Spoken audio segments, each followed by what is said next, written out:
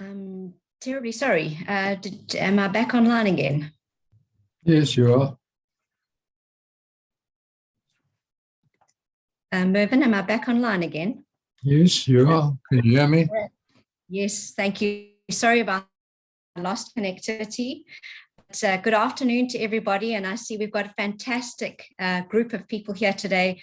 We've got from Mauritius, Nigeria, Pretoria, Zimbabwe, South Africa. We've got from California. We have from Mumbai, India. And so welcome everybody. I'd like to introduce, first of all, the patron of the Good Governance Academy to talk us through the proceedings of today. Well, just to introduce everybody to the webinar today. So welcome everybody, and over to you, Professor King. Thank you very much, Carolyn, and good day to all of you, because I know you're all in different time zones. But welcome to another Good Governance Academy colloquium, which I think is a timely one. And the theme being corporate reporting is not what it used to be. I'm of an age when, as chair and director of companies, we used to do annual reports consisting of the annual financial statement and a statement by me as chair, and that was it. And we believed we were being accountable. Well, of course, we were not.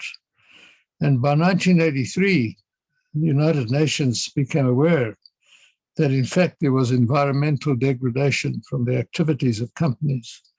And the Brundtland Commission was appointed and spent 4 years investigating that unanswered question: can we have infinite growth in a finite world? And they grappled with that, and 4 years later came out with the report that said that the three critical pillars or dimensions for sustainable development that would leave planet Earth in a situation that those who come after us would also be able to sustain their development, were the economy, society, and the environment, or people, planet, and prosperity, as they call it. And the Brundtland Commission said these things are integrated. So we have, for the first time, this thinking of the integration in the corporate world.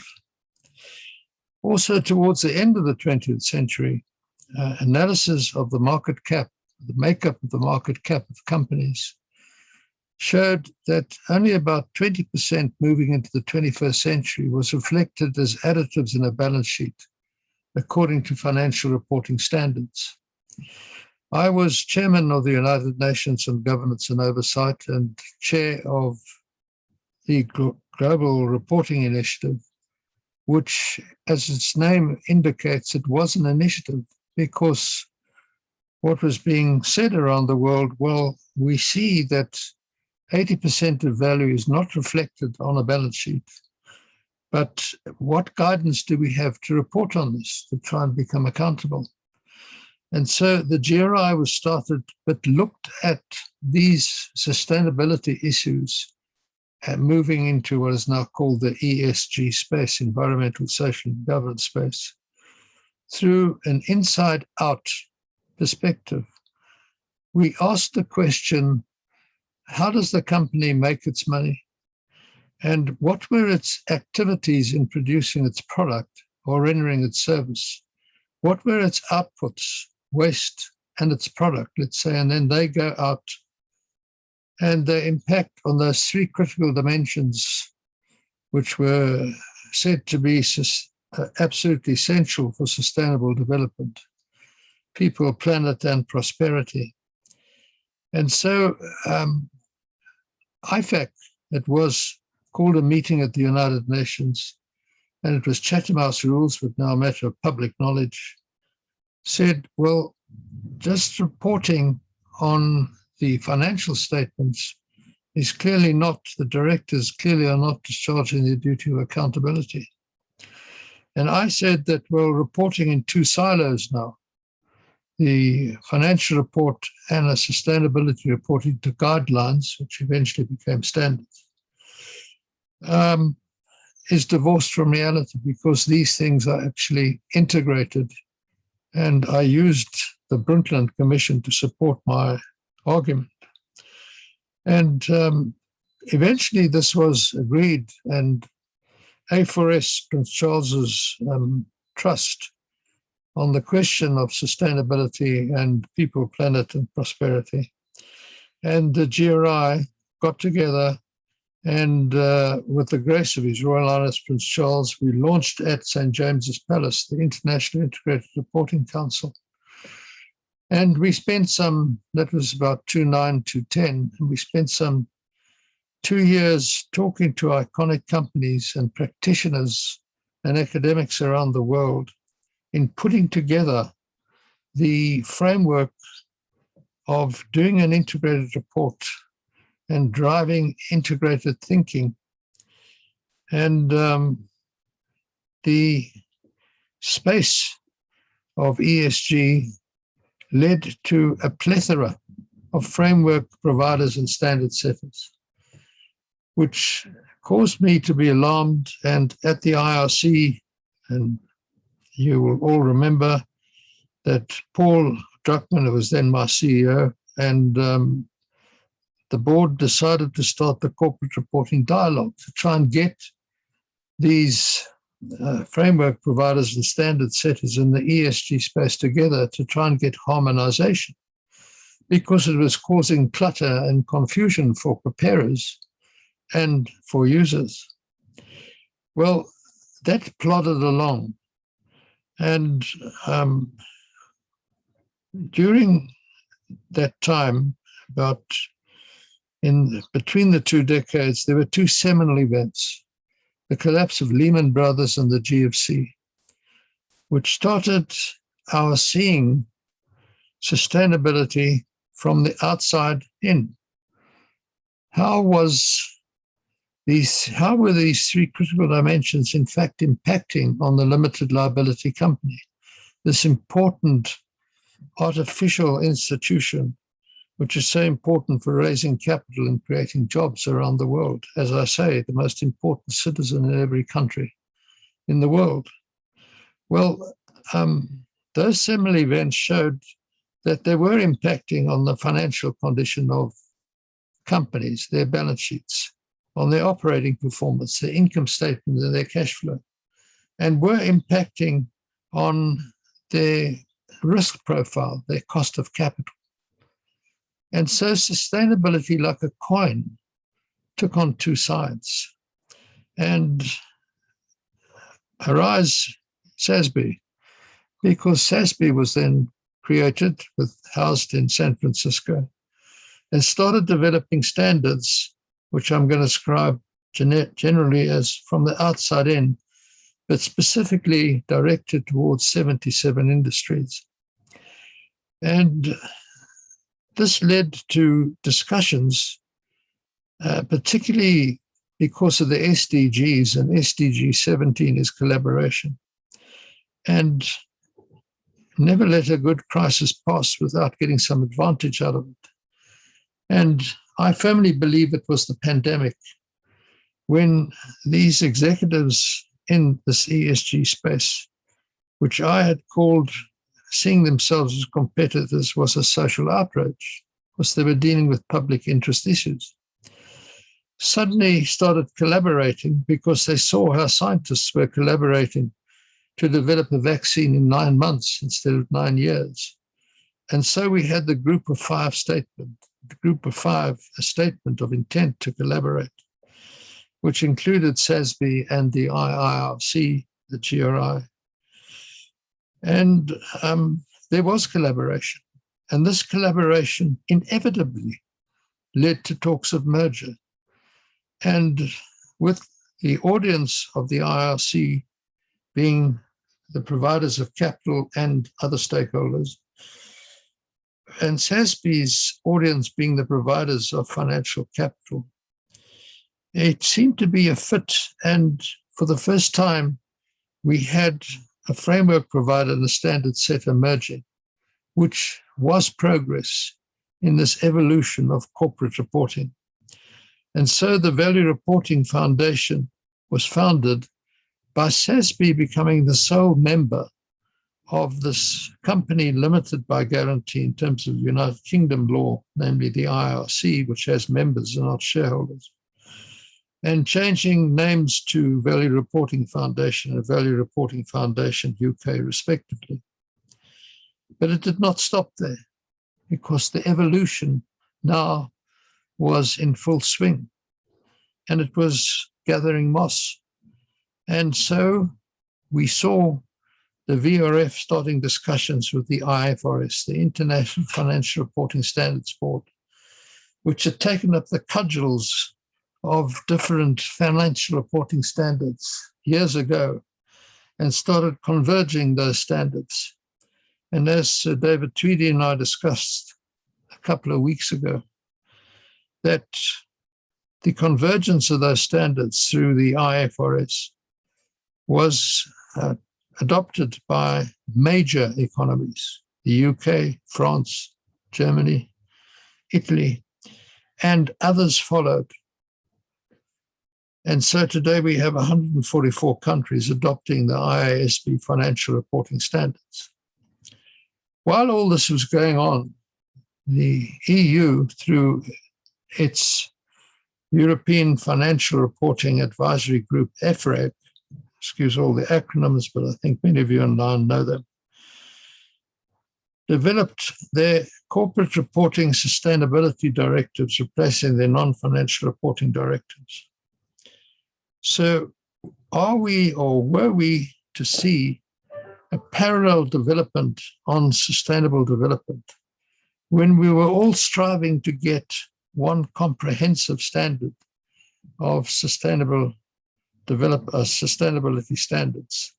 And as we said in the VRF, I say we because I can chair emeritus with Mike Bloomberg, what we said, we need an ISSB to create global baseline standards, and then on a building blocks basis, we can see what other countries have done with sustainability.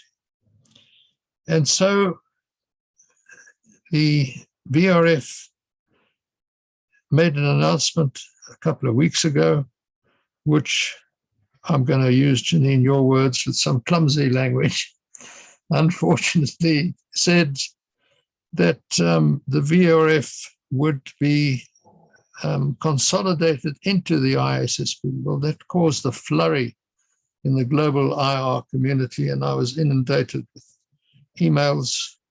How can a sustainability standard set have oversight over IR? Well, that was not, that was, as I said, to quote Janine, clumsy language, which is trying to accommodate also the CDSB, which is an association of persons and not a legal personality. Well, all these questions were being asked of me, to which I didn't have answers over a weekend. But today we have with us Janine, who was the chief executive of SASB, then the VRF, and now as a special advisor to the IFRS.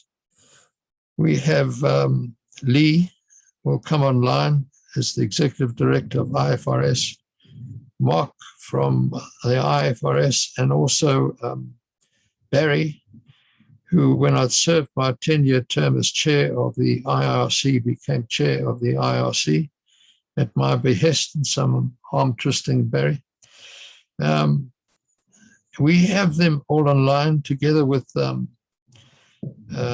Chet from ABM AMRO, who's been an integrated reporting follow for some 7-8 years. And they will be able to answer your questions in our Q&A session. So it is with prescience, I think, that Carolyn and I chose the theme for this some 5 months ago, this colloquium, as corporate reporting is not what it used to be. And it is not, and it will never be the same again. It will be all-embracing with an eye on the end game to have a global, comprehensive corporate reporting system. So thank you, Carolyn, for that opportunity to introduce our colloquium. Thank you very much, Mervyn. I know my bandwidth is low, so I won't take much time to introduce Janine. But Janine was the former Chief Executive Officer of SASB, the South African, listen to me, for the Standards Board for Sustainability Accounting Standards Board. So thank you, Janine. And SASB then, as Prof. King was saying, merged with the IIRC, and Janine became the CEO of that merged unit, the Value Reporting Foundation. And today, Janine is going to give us a presentation in terms of the new change in the Value Reporting Foundation, and that's, of course, the consolidation with the IFRS Foundation. So over to you, Janine. Thank you.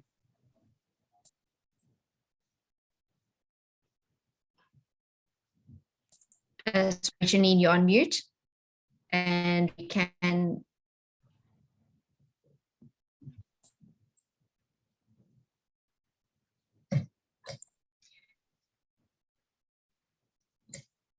There we go. And I'm sharing my slides. Can you see my slides? I'm looking for the screen. Yes. Okay, terrific. So I will cover, and as Mervyn said, there is an enormous amount of change, and that change is happening very, very rapidly. And I understand, as I've said often, I think the announcements over the last few weeks are the most significant changes that we have seen in corporate reporting in a generation.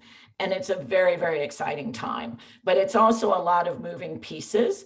And so what I want to try to do today is help everyone understand what's happening.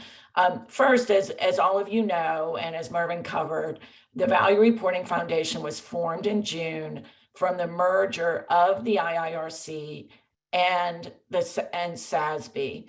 And currently, the Value Reporting Foundation has 3 key resources: Integrated Thinking Principles, the Integrated Reporting Framework, and the SASB standards. And so what I'm going to talk about today is what the IFRS Foundation has announced, and then what it means for those 3 key resources, and especially the Integrated Reporting Framework, since many of you are longstanding supporters for integrated reporting. First, what did the IFRS Foundation announce at COP26? It announced that it was forming an International Sustainability Standards Board as a sister board to the IASB, the International Accounting Standards Board. It announced that it was consolidating with the Climate Disclosure Standards Board and the Value Reporting Foundation. And I'll go into more about what that means. And then it released 2 prototype requirements documents, one on climate and one on general requirements for sustainability disclosure. Both of those are prototype documents to inform the work of the new board, the new standards board, and to give the new board a running start. So those were the 3 major announcements at COP. I think 2 of those announcements were widely expected: the formation of the ISSB and the release of the prototype standards. The actual consolidation with CDSB and the Value Reporting Foundation, was a little bit more of a surprise. And I think it's because it's just a sign of how rapidly the field is moving and how committed all of the players and organizations involved are to creating a more cohesive system, because the current landscape, the current fragmented landscape, is a barrier to action. So we are obviously very, very excited about these developments. We think they create both the necessary institutional arrangements, that's the organizational consolidations, and lay the technical groundwork for a global sustainability disclosure standard setter for the capital markets. So I'm going to talk about why the Value Reporting Foundation agreed to consolidate with the IFRS Foundation. And some of you may have seen this slide before, because we actually used this slide when we were explaining why IIRC and SASB decided to merge. And it's the same rationale. We're responding to very strong demand from companies, from investors, from regulators for simplification and rationalization of the field. We feel very strongly that the only way to simplify the landscape is actual organizational consolidation. So through the years, there have been numerous attempts to map different frameworks, align frameworks, and we felt that that was helpful work, but at the end of the day, to simplify the landscape, organizational consolidation was necessary. And then we also felt that, and particularly as IIRC and SASB, that we had very strong resources, tools, frameworks, standards, relationships to bring to the table. And we felt that if we consolidated, we could have more scale and achieve more impact more rapidly. So that's the rationale for both the IIRC-SASB merger and ultimately the Value Reporting Foundation agreeing to consolidate with IFRS. Now, I think most of you probably know the IFRS Foundation, but just to remind you, the IFRS Foundation is the parent of the International Accounting Standards Board, sets accounting standards that are widely used in over 140 jurisdictions. And What I do think some people don't know about the IFRS Foundation is there is a governing board of trustees, but on top of that governing board of trustees is a monitoring board of public authorities that's chaired by IOSCO, the International Securities Regulators. And so that gives the IFRS Foundation an explicit public interest mandate and regulatory support. So when the IFRS Foundation trustees started to think about whether they should play a role in sustainability reporting, they were very clear that they only wanted to do that if they felt there was market demand for them to step into that space. This is a major expansion of the IFRS Foundation's role, and the trustees wanted to be confident there was demand. So they did a consultation. That consultation asked whether there was demand for global sustainability standards. Should the IFRS Foundation play a role? Should the IFRS Foundation establish a standards board? And they heard overwhelming support. Both SASB and the IIRC responded to those consultations. We analyzed all the consultation responses, and there was overwhelming support for the IFRS Foundation to play a role. So what the trustees decided to do is establish the International Sustainability Standards Board. That board will develop a global baseline of sustainability disclosure standards focused on meeting the information needs of investors. And the reason the trustees made that decision to focus on the information needs of investors is that is consistent with the current remit of the IFRS Foundation, which is broadly around providing information to support financial markets around the world. And the idea is that that would provide then this global baseline of comprehensive sustainability information for the capital markets. They agreed that they would start with climate, but the goal would be broad sustainability information, and that those standards would then be compatible and available for use for regulatory endorsement in jurisdictions around the world, and that jurisdictions could then add to those requirements as necessary.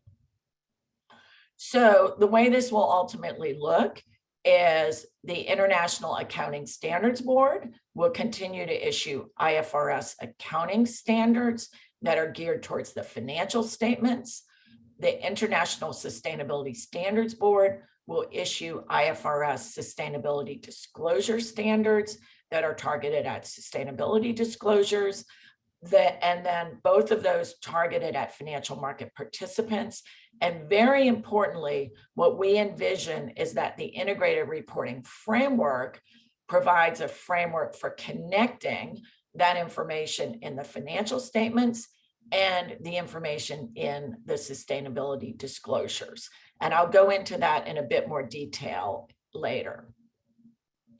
The ISSB, the new International Sustainability Standards Board, will have 14 board members, majority full-time, and like the IASB is constructed, strong geographical balance, and very importantly, diversity in expertise and experience to acknowledge that sustainability standard setting does require a different or broader skill set than traditional financial accounting standard setting. And so focusing on ensuring that ISSB has the right broad mix of skill sets is a very high priority for the trustees. ISSB will have a global footprint and a multi-location presence. This is different from the IASB. Many of you probably know that IASB is for the most part concentrated in London. The ISSB will have multiple locations, and the announcement included Frankfurt and Montreal hosting key functions, Frankfurt serving as the seat of the board and the office of the chair, and then offices in San Francisco and London, which leverages the existing VRF team, which is concentrated in San Francisco and London. And then the trustees have made very, very clear that engagement with developing and emerging economies is a priority. They're also evaluating the appropriate locations for Asia footprints. So the ISSB will be informed by multiple advisory committees. There's several that already exist and some that will have to be formed. Very importantly, we expect the ISSB and the IFRS Foundation to leverage the existing Value Reporting Foundation advisory groups, especially the IIRC Council, which many of you know has been a guardian of the integrated reporting framework for many years. And then ultimately the goal and the ultimate goal for achieving support for all of this is two-pronged. One is to make sure to build a strong base of market support, businesses, investors, and another is to build a strong base of regulatory support. And IOSCO and Mark Manning from IOSCO will speak a little later on this, but IOSCO has a view of, has an important role here around assessing the standards that come out of the ISSB with a view to recommending adoption by regulatory jurisdictions. We're also very focused on ensuring that any ISSB standards are assurable. They need to be designed and developed at sufficient level of detail that they can be assured. And that way we create an entire ecosystem of high quality disclosure. And what I like to say is that ultimately what this does, and one reason it's so exciting, is that it makes sustainability information as important as financial information by embedding it in that core market infrastructure and requiring the same kind of governance and internal control environment that you see for financial information. So very, very exciting. That's the big picture about the IFRS announcement. What I'm going to go into a little bit more detail here are some of the technical deliverables. So what I said earlier is that the IFRS announcements did two things: lay the groundwork for institutional arrangements like the consolidation of the VRF, and also lay the groundwork for technical deliverables to give the ISSB a running start as it's formed. And so what I'm going to go into are the technical deliverables, which were developed by a group called the IFRS Foundation Technical Readiness Working Group, which was formed last year to develop recommendations to give the ISSB a running start. Now, one thing I want to be really clear on is that the Technical Readiness Working Group deliverables are recommendations only. All deliverables are subject to future ISSB due process, and in the case of connectivity, due process from both the IASB and the ISSB. So these are recommendations only, but we do think they're very high quality recommendations that give the organization a running start. And you can see the participants in that Technical Readiness Working Group: CDSB, TCFD, the IASB, the Value Reporting Foundation, representing both integrated reporting and the SASB standards, and the World Economic Forum. And very importantly, there were observers to that work, including IOSCO, which provided invaluable feedback as the deliverables were developed. So there's strong support from all TRWG members to simplify the landscape. And the CDSB and the Value Reporting Foundation will consolidate into the IFRS Foundation to simplify the landscape. TCFD and the World Economic Forum, which are not actual organizations, they are initiatives of the World Economic Forum stakeholder capitalism metrics, are initiatives. So they can't contribute organizations, but they have contributed significant intellectual capital and intellectual property to the ultimate formation of the ISSB. So what were the TRWG deliverables? 2 of those have been published, and those are what we call the 2 prototype standards, one of which is general requirements for disclosure of sustainability related information. The other is the climate prototype. And then there's an entire package of information that has not been publicly published because we're still working on it, but that are more deliverables to inform the board. The 2 that I will really call out here that I think are important for you to know, the architecture of standards, which I'm going to share today, and then very importantly, work stream 8, which is connectivity between the IASB and the ISSB. And that is where the integrated reporting framework lives, and using the framework as a basis to establish connectivity between the IASB and the ISSB.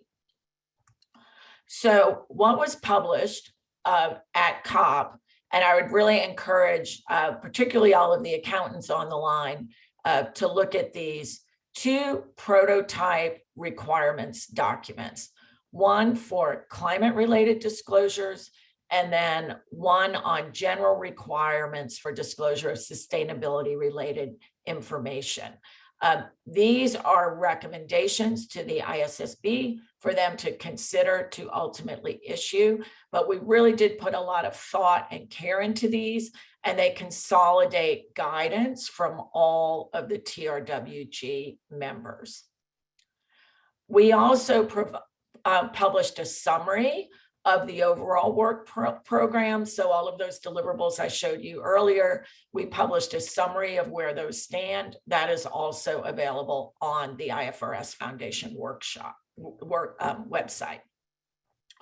So I mentioned the architecture for the ISSB standards. This is very important because what we wanted to do, and one of the things that drives preparers crazy, is that because of the proliferation of frameworks and standards, many of them use similar concepts, but they express them using different language. So a great example of this is the SASB standards and the integrated reporting framework, where integrated reporting has 6 capitals, SASB has 5 sustainability dimensions. Those things are very, very similar, but they're different enough that if you're a preparer, it drives you crazy. Likewise, TCFD has the concepts of governance and strategy and risk management. The integrated reporting framework has the same concepts expressed in slightly different ways. So what we wanted to do is take all that guidance from all the TRWG members and integrate it in a cohesive whole so that we could all standardize our language. And what you're looking at is the proposed structure of the ISSB standards, that they would include general requirements. So what are the overall requirements for sustainability related disclosure? There would be requirements that were around themes, climate being the most obvious. And then there would be industry specific requirements, which are disclosures tailored to an industry context. And that all of those disclosures would be framed through the lens of governance, strategy, risk management, and metrics and targets. So this is the proposed architecture for the standards. Now, the question we get all the time is, where does multi-stakeholder reporting fit and where does GRI fit? And hopefully many of you have seen this graphic before. Mervyn mentioned the group of 5 papers last year. And one of the key things in the group of 5 papers was what we call the nested materiality graphic, which was developed to help people understand the field and the roles of the different players in the field. And that nested materiality graphic laid out the concept that there were 3 layers of information. The inner box and the smallest amount of information is financial reporting, traditional financial reporting, balance sheet, income statement, statements of cash flows. That's the purview historically of the financial accounting standard setters, the IASB, the FASB. Then the middle box is a broader set of information. And this is the information about how sustainability issues impact financial performance and enterprise value. That's the outside in perspective that Mervyn was talking about. How does sustainability issues impact enterprise value? That's historically been the purview of the SASB standards, and that will be the purview of the ISSB. And then the broadest set of information, and it's actually where you have to start if you're thinking about governance, is sustainability reporting with a broad multi-stakeholder focus, which reports on all the sustainability matters that have a significant or a positive impact or negative impact on society, on achievement of the sustainable development goals. And that is the broadest information set. That's the purview of the GRI standards. And then, as we all know, and you sometimes hear the term dynamic materiality, issues do migrate across these lenses. Issues that may start as an issue that appears relevant to society, but not necessarily yet reflected in the financial accounts. Issues migrate over time, and issues are migrating increasingly rapidly, climate being one of the best examples of that. So this nested materiality graphic lays out how the role of the different players, and then you see the role of the integrated reporting framework within IFRS is going to be to provide that connectivity across the IASB and the ISSB. The other key thing, which isn't on this graphic, is the role of integrated thinking. And integrated thinking is really thinking about this entire picture. How do societal impacts impact ultimately not both achievement of the SDGs and a company's value over time? So that's a little bit about the broad landscape and the deliverables of the technical readiness working group. Now what I'm going to do is dive a little deeper into the IFRS and the VRF consolidation, because we've gotten many, many questions about what does this mean for the Value Reporting Foundation, and especially what does it mean for the integrated reporting framework and the SASB standards. So I'm going to cover that in more detail now. First, what's really important, and Mervyn referred to the clumsy language, one of the things that drove some confusion in the early announcements was that the VRF was consolidating into the ISSB. I want to be clear that the Value Reporting Foundation is consolidating into the IFRS Foundation, and the Value Reporting Foundation's tools belong in different places within the IFRS Foundation.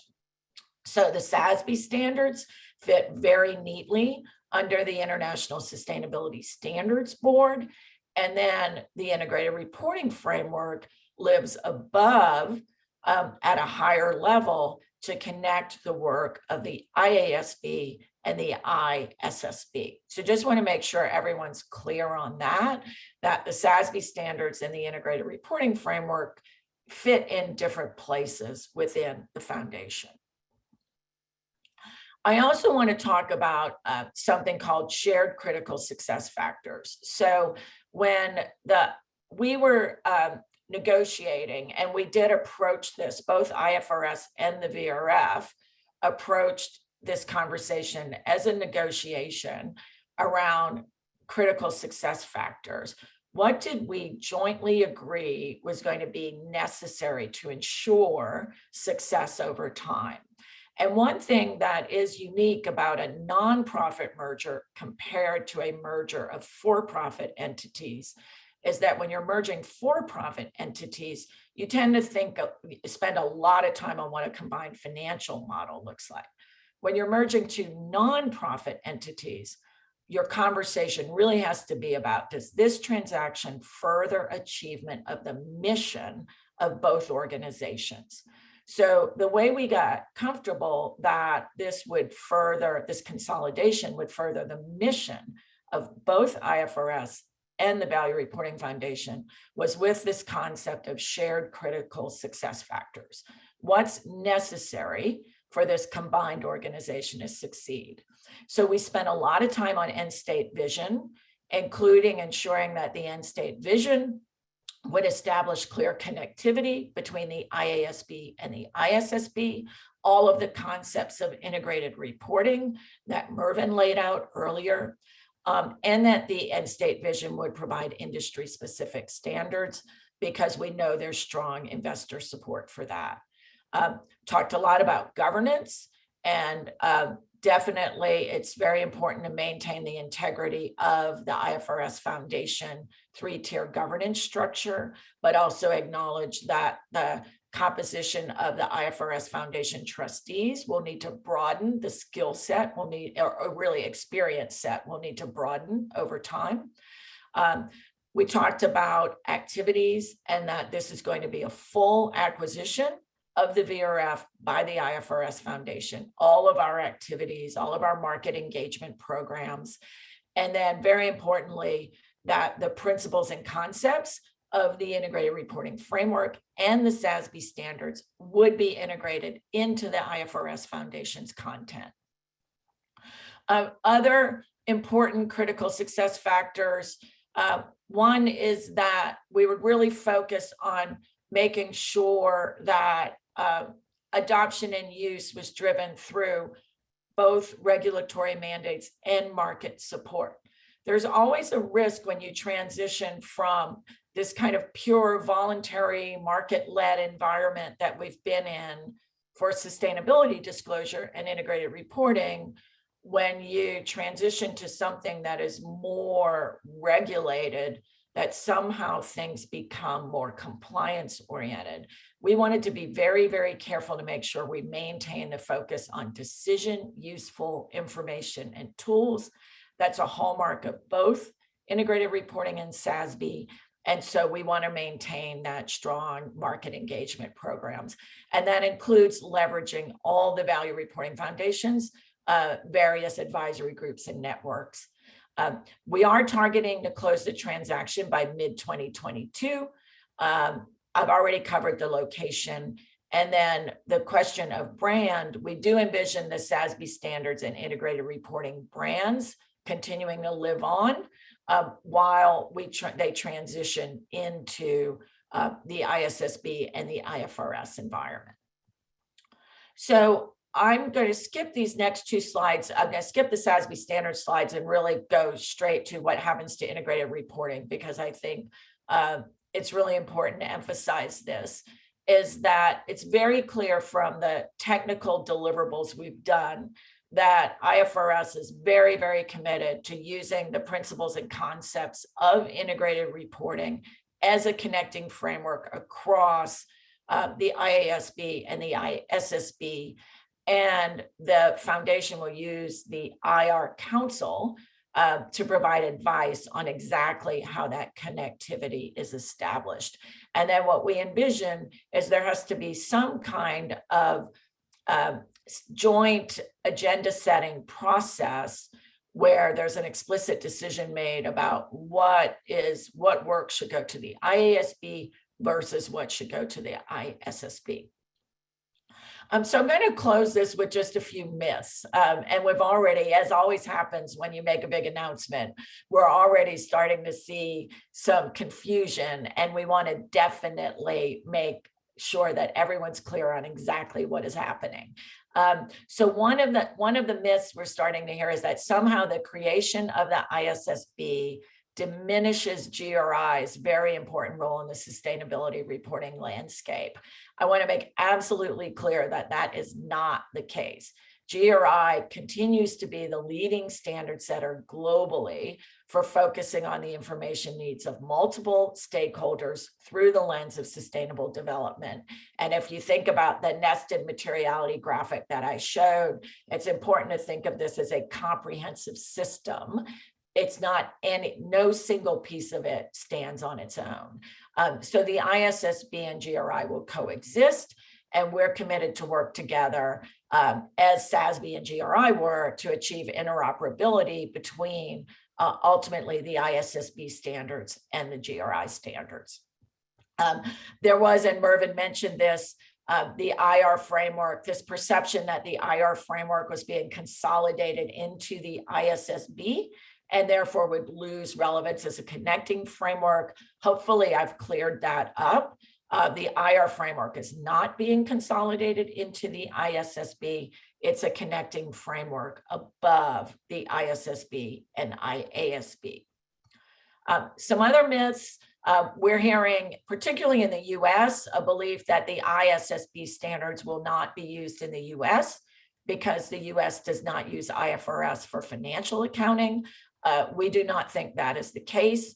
The ISSB, and just today, the SASB Standards Investor Advisory Group issued a very strong statement of support for the ISSB, and many of the largest US-based investors issued that statement of support. And we think as long as the ISSB has a strong base of investor support, the ISSB standards will in fact be used in the US.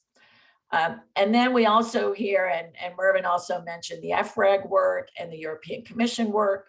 We do sometimes hear that there's a perception that IFRS and FREG are not cooperating. That's not true. There's not a formal statement of cooperation, but there's significant amount of sharing of technical resources and technical expertise. And we are definitely committed to trying to keep the European efforts and the IFRS efforts as aligned as possible. We do get questions about integrated thinking, and Tiered can talk about this a little later. We have not talked as much about the role of integrated thinking because the integrated thinking principles are under development, and there's an exciting announcement we're going to make at the symposium. But we do believe integrated thinking fits very neatly within the IFRS Foundation. It's a core part of the market engagement efforts, and it's a key strategic tool to demonstrate the value of comprehensive reporting. And then there have been people who have talked about the possibility of combining the IR framework with the IASB's existing management commentary practice statement.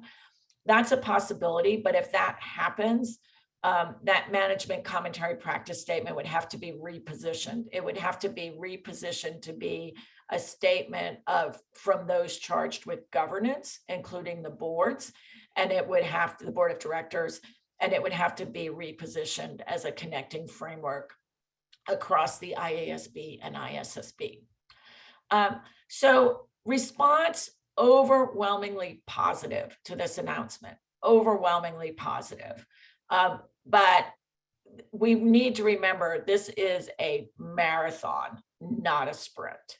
So to make both the ISSB and then the connectivity between the boards, the IASB and ISSB successful is going to require a very, very strong base of global support from both preparers and investors.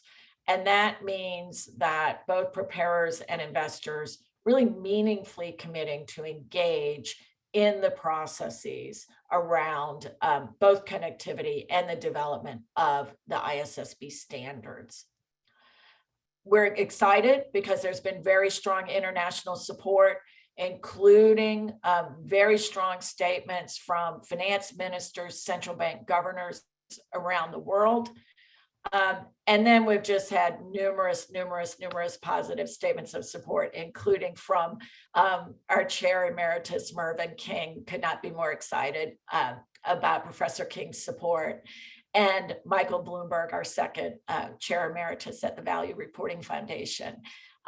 What I'm most excited about is we're also seeing significant support from the preparer communities, multiple CFOs who see the value of this in multiple regions, Germany, India, Singapore, and then strong support from investors, most specific investors, and the CFA Institute. So very strong support across the board. And then I'll just cover next steps very briefly. The IFRS Foundation trustees, through their nominating committee of their board, are currently in the search process and decision-making process for the chair and the vice chairs of the ISSB. They will soon open recruiting for the remaining ISSB members. Many of you listening are probably great candidates for those roles, so please be on the lookout for that. So key is appointing the ISSB. Then there will be a series of public consultations on, particularly on the two prototypes, and also on agenda consultation and priorities. One of the top priorities will be to finalize the advisory group structure for both the IFRS Foundation and the ISSB, put that advisory group structure in place. We need to complete the mergers and the consolidations. That's a big task. And then implement this multi-location global footprint. So lots to do. We're getting a lot of questions from report preparers. What do I do given all this change? The most important message is continue using the integrated reporting framework and the SASB standards, because they will inform the ultimate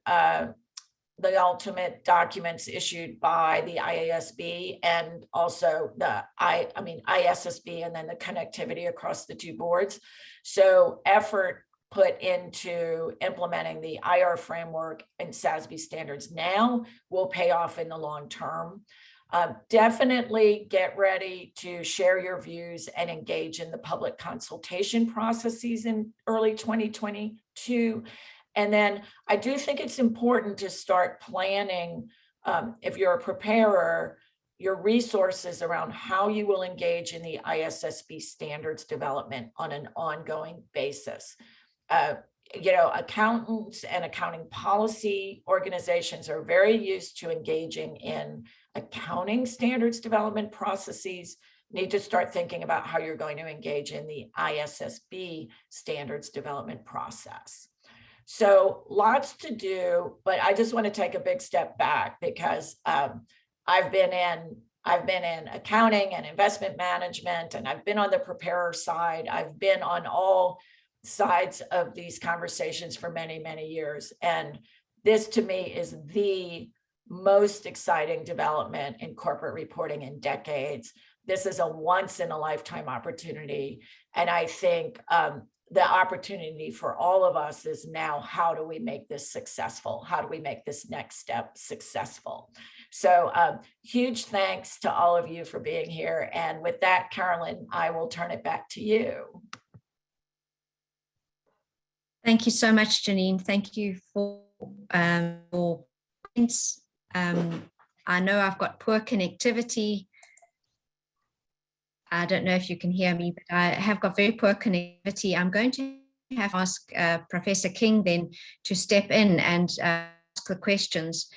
If you can hear me and it's not too bad, the one question that I've asked many times is, in terms of the integrated reporting report itself and the management commentary that what is the, you said a little bit about that in terms of how you see that playing out, but if you could give us a little bit more on that, please.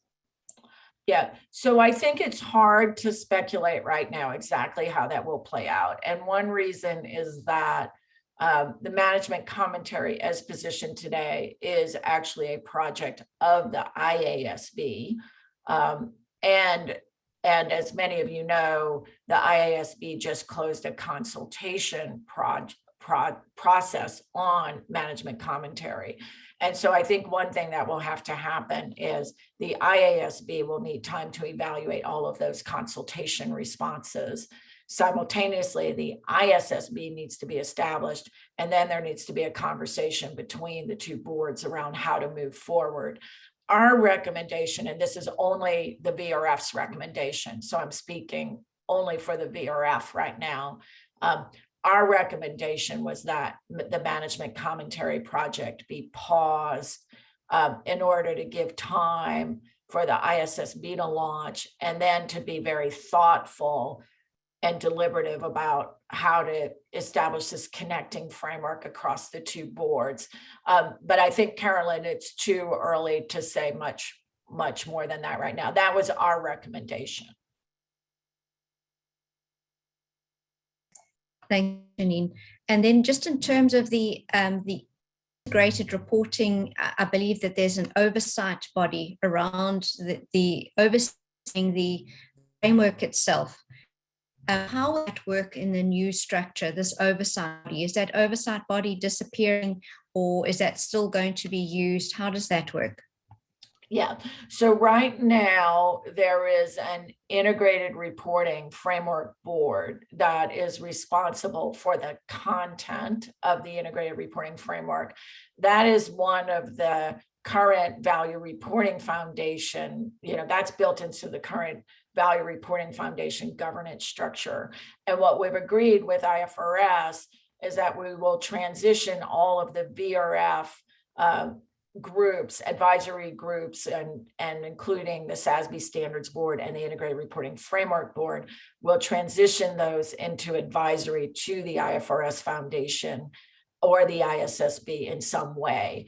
How exactly that will be designed needs to happen over the next 6 months before we close the transaction. And that's one thing I probably wasn't crystal clear on, is we have announced a commitment to merge. We have not, the transaction won't be executed for 8 more months. And so we have time to plan exactly how all of those groups will be transitioned. Thanks, Janine. Another question that I have about getting questions about the CDSB. How does the CDSB work together with SASB? Yeah, so CDSB has a principles-based framework for climate disclosure, broadening to natural capital disclosure. And much of the CDSB content actually informed the TCFD recommendations. So what was really important when we developed the climate prototype standard or requirements, we incorporated the CDSB concepts, the TCFD concepts, and integrated reporting concepts into one coherent whole. So that's where CDSB fits. Principles-based framework with a lot of content that is has already been incorporated into TCFD. Thanks, Janine. Is there any conversation around how the EU is feeling in terms of the this new change in the ISSB, given that they're developing standards as well? Has there been any discussion in that regard? Yeah, so there are ongoing conversations between IFRS and the EU and EFRAG, which is developing the standards, and we have shared significant amounts of technical expertise across the members of the IFRS Technical Readiness Working Group and EFRAG. And we really do want to aim to align as much as possible, especially at the metrics level, try to ensure that common metrics are used across the European standards and the ISSB standards so that preparers can capture data once and use it for multiple purposes. Thank you. And there's a question around GRI. So we saw the diagram where how SASB and the ISSB works with the GRI. And we've heard the term interoperability coined. We're just trying to get an understanding of what that interoperability actually means. Yeah, that's a terrific question. So thank you to whoever asked it. So the way I think about interoperability is it actually has to exist at 2 levels. It has to exist bottom up and top down. So when people talk about interoperability, they're usually talking about bottom up. They're usually talking about using common metrics. So if GRI and the ISSB and EFRAG all use the same metrics with the same calculation methodology, then that enables preparers to capture, as I said earlier, capture data once and reuse it for multiple purposes. That's very helpful. Equally important, though, to interoperability is trying to use a common top-down architecture or organizing structure. And the reason that's so important is that that just makes it easier for preparers. And the example I used earlier, where the IR framework and SASB standards have slightly different top-down organizing structures, because IR has 6 capitals and SASB has 5 sustainability dimensions, and they use slightly different language. One uses natural capital, one uses the environment. That's the kind of thing that just makes it very, very hard for preparers to navigate, even if the concepts are very similar, and even if the metrics are the same. Just those different organizing frameworks create confusion.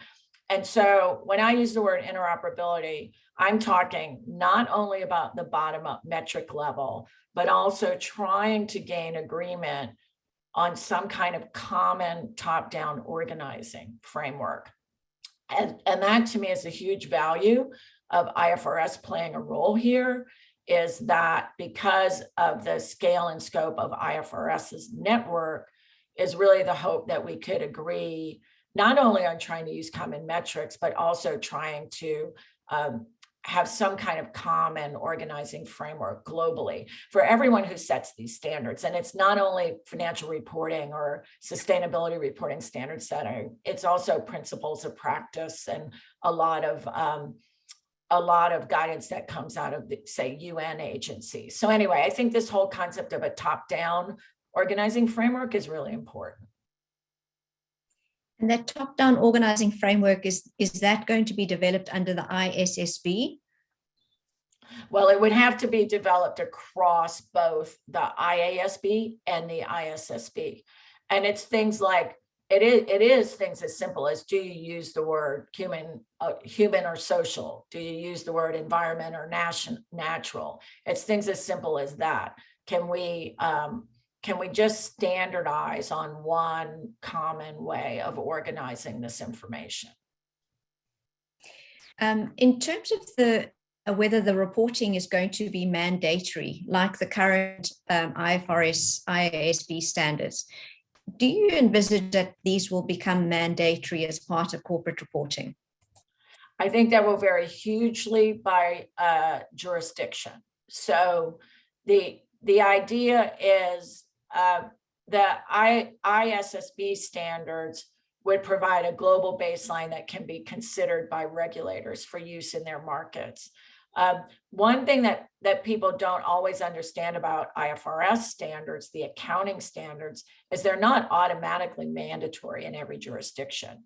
Each jurisdiction has a process around how IFRS standards ultimately become embedded in law or regulation in those markets. And those processes vary by markets. And Mark Manning from IOSCO definitely could talk about that in more detail. So the question is, what does that process look like in each market? How long does it take for that to happen? So that's why it's so important to talk about both the regulatory process, which is unique in different markets, and market forces and driving use and adoption of the standards through both investor and company use. And I think both of those things are absolutely necessary for long-term success, but they can happen on different timelines. Do you see that the ISSB reports or SASB reports will be largely investor focused as opposed to for internal usage? That's a very, very good question. I think, and this comes back to integrated thinking and the value of integrated thinking. What's very clear about one of the key things that particularly businesses value about integrated reporting is the process of integrated thinking and the influence it has on management information for internal decision-making, which is usually a broader information set than what is ultimately reported externally for external reporting. And I think the ISSB standards will obviously be focused on external reporting, but I would always hope that it would be information that would be decision useful for internal use. if you think about the history of the SASB standards, a lot of the history of the SASB standards, the metrics that are in those standards are things that I would call operating metrics that would just be used as KPIs internally anyway. And all we're asking for is now for some of that information to be visible externally so that other people can use it. So I definitely think there's value for internal use for any of the ISSB information, but I would always think there's a broader information set that's being used for internal decision making. Thanks, Janine. I'm going to take a left field now and move into the not-for-profit sector and the SME side of things. So this question, I'll start off with a question on the non-profit side. So the question is, will fund donor managers and CSR heads of department be prepared to allow non-profit organizations and SIOs to invest some of their funding utilized in complying with these extremely important standards? That's another great question.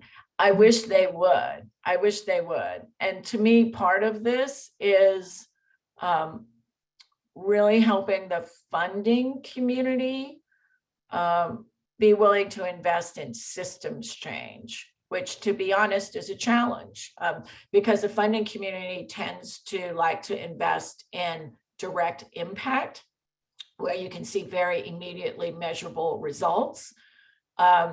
Whereas a lot of what we're talking about here is systems change. And so there are some very forward-thinking funders who are very interested in that. And we're seeing, in fact, we're seeing just tremendous excitement in the funder community about the IFRS announcement. So I can't answer that question much more with any certainty, but what I'm hoping is that, you know, there's a whole generation of funders who are increasingly interested in that kind of systems change funding. We'll see where it goes. Good. And then to move on to the SME side of things. So we have IFRS's standards for the small, medium enterprises. Do you think there'll be something similar in the ISSB side of things? Yeah, I think that's a big topic of conversation that has to happen. I get that question all over the world, no matter where, no matter what market it comes up. And I think this to me is the value of industry specific requirements, that if you have industry specific requirements, which are what are the handful of issues that are most relevant to the value of an enterprise, those are things that a business should already be managing, whether they're a very small business or a very large business. And so I at least would like to start with a perspective that the ISSB requirements will be fit for purpose enough that you don't need separate requirements for SMEs.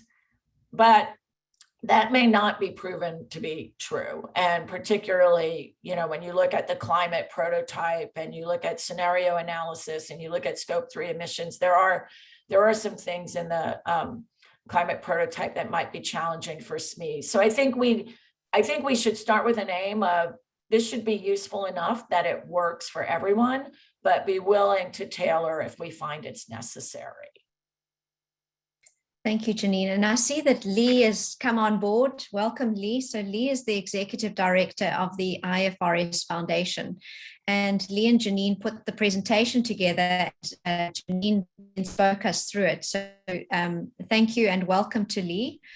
Thank you.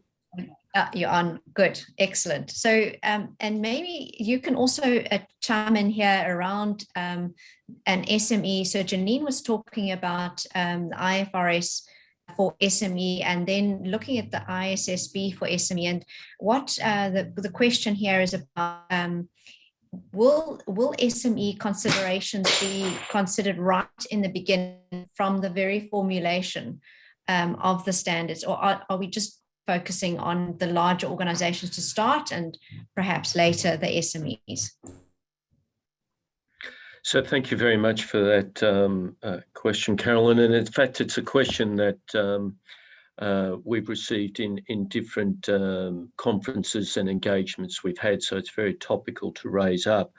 I think right at the key of this is that there's been a clear message that's come already to the trustees through the informal and formal levels of engagement that they've been doing with two streams, certainly around proportionality, and a type of response to proportionality of requirements comes with that type of thinking around SMEs, and also ensuring that, in the aspirations for the new board of really global adoption, ensuring that there is not just engagement with developed markets, but also with emerging markets as well. So the two are slightly different, but to some degree go hand in hand as well.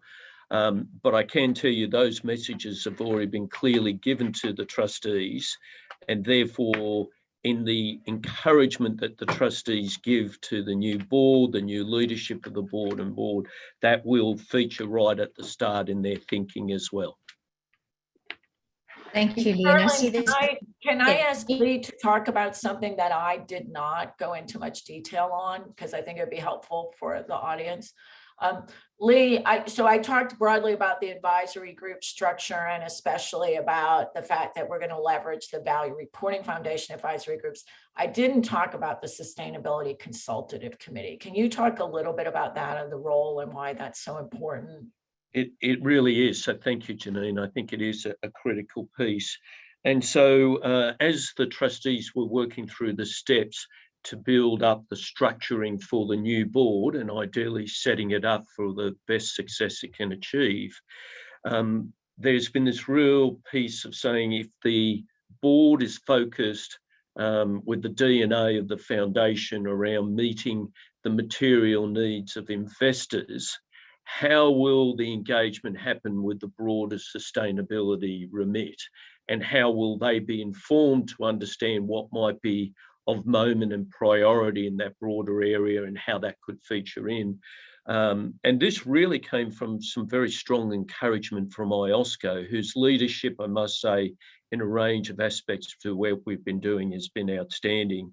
And so we brought together a working group, primarily of the four key multilaterals, the OECD, the United Nations, the IMF and the World Bank, and we sought their advice on how we think we could set this up. And we've brought that along now, so they're part of the permanent membership of the SEC, and that will then settle out up to another 9 members of membership who are touching this broader remit: civil society people, potentially trade unions, etc., who will be able to bring through that consultative committee the key areas of priorities of what they're thinking about, and posing that. And this committee will, consultative committee will be chaired by either the chair of the board or one of the vice chairs. So they'll be directly hearing it to understand the implications then for their standard setting priorities and activities,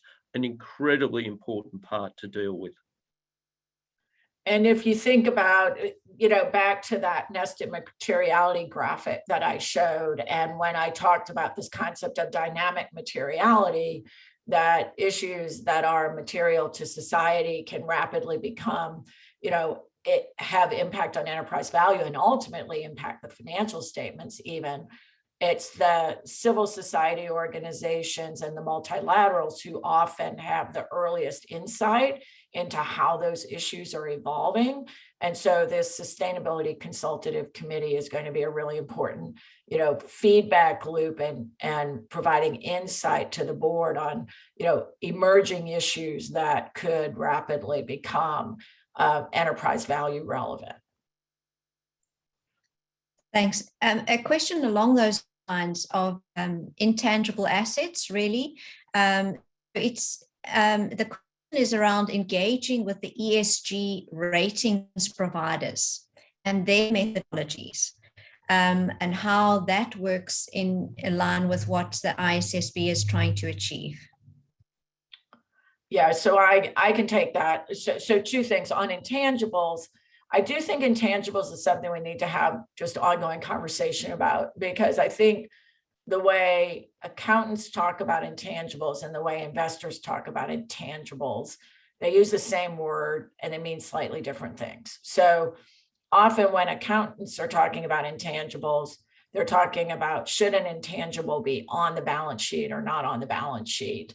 And when investors are talking about intangibles, they're usually talking about market valuation and the fact that market valuations include huge amounts of intangible assets. So what investors tend to want around intangibles is they want insights into drivers of intangible value. What I call operating metrics that provide insight into drivers of intangible value, which is a different conversation about whether an intangible belongs on or off the balance sheet, or whether you should monetize intangibles. So that's a long way of saying there's a very big conversation to be had around the use of the word intangibles and what people mean. The important thing to know, though, is that the fantastic thing about having the IASB and the ISSB under a common roof is that you can deal with intangibles. You just make a decision. Is this a relevant topic that should be thought about through the lens of recognition and measurement on the financial statements, in which case it goes to the IASB? Or is this a topic where operating metrics would be useful to help investors understand intangible value? And that goes to the ISSB. So it really gives us this structure really gives us the ability to deal very comprehensively with intangibles. So that's intangibles. Let me talk about ESG ratings. So one of the biggest issues or challenges around ESG ratings right now is that ESG rating providers spend an enormous amount of time just sourcing and normalizing data. So to get generally accepted sustainability standards in place globally will significantly improve the quality of the data that ratings providers have access to. Comparable, consistent, reliable data on core metrics. Then the work of the ESG ratings providers becomes less around data sourcing and normalizing and more about analytics and customizing analytics based on whatever whatever client need they're trying to meet. So I personally think the ISSB is just a huge positive step forward to just lessen some of the noise that exists around ESG ratings, much of which is due to the fact that there's just so many different data methodologies. And if I may just add slightly to your point, Janine, which was really well made about the intangibles and the housing of both boards within the foundation. I think when you think of something like the intangibles, it may be a project, obviously that's up for board chairs and so forth, but to have some level of joint project between both in the aspects that you selected, I thought was really good. But you could see how, you know, there was really a unified approach from both boards, but different perspectives to that topic as well. Something for us to look forward to.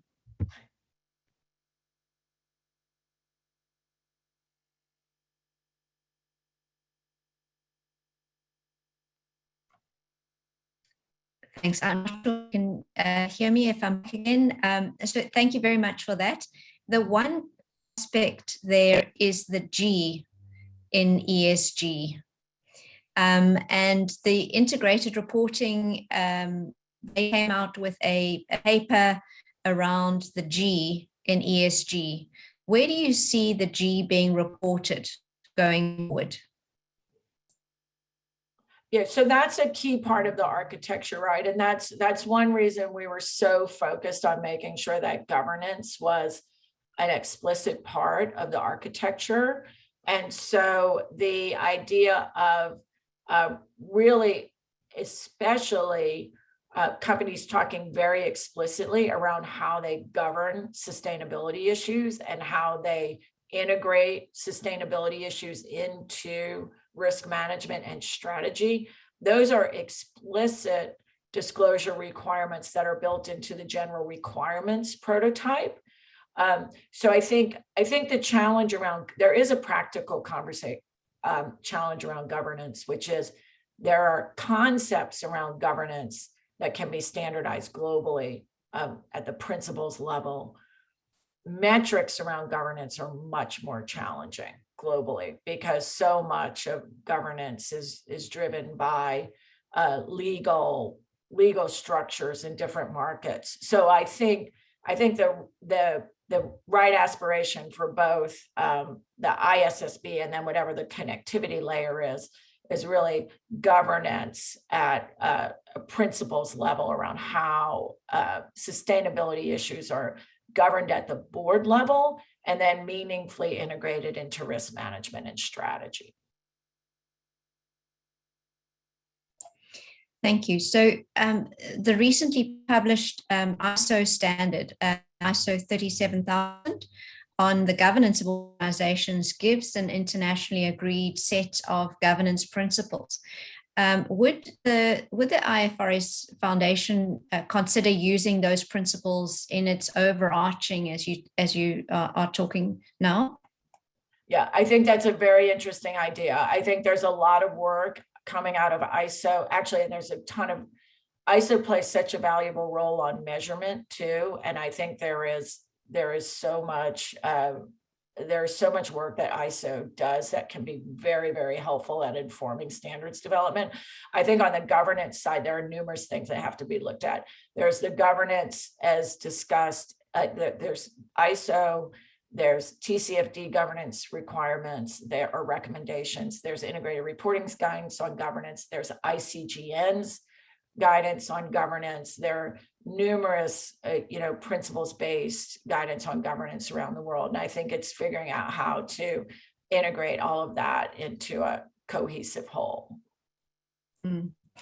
I think the ISO 37000 ICGN was very much a liaison organization to that development. So I think we've come a long way in getting that consolidation certainly happening.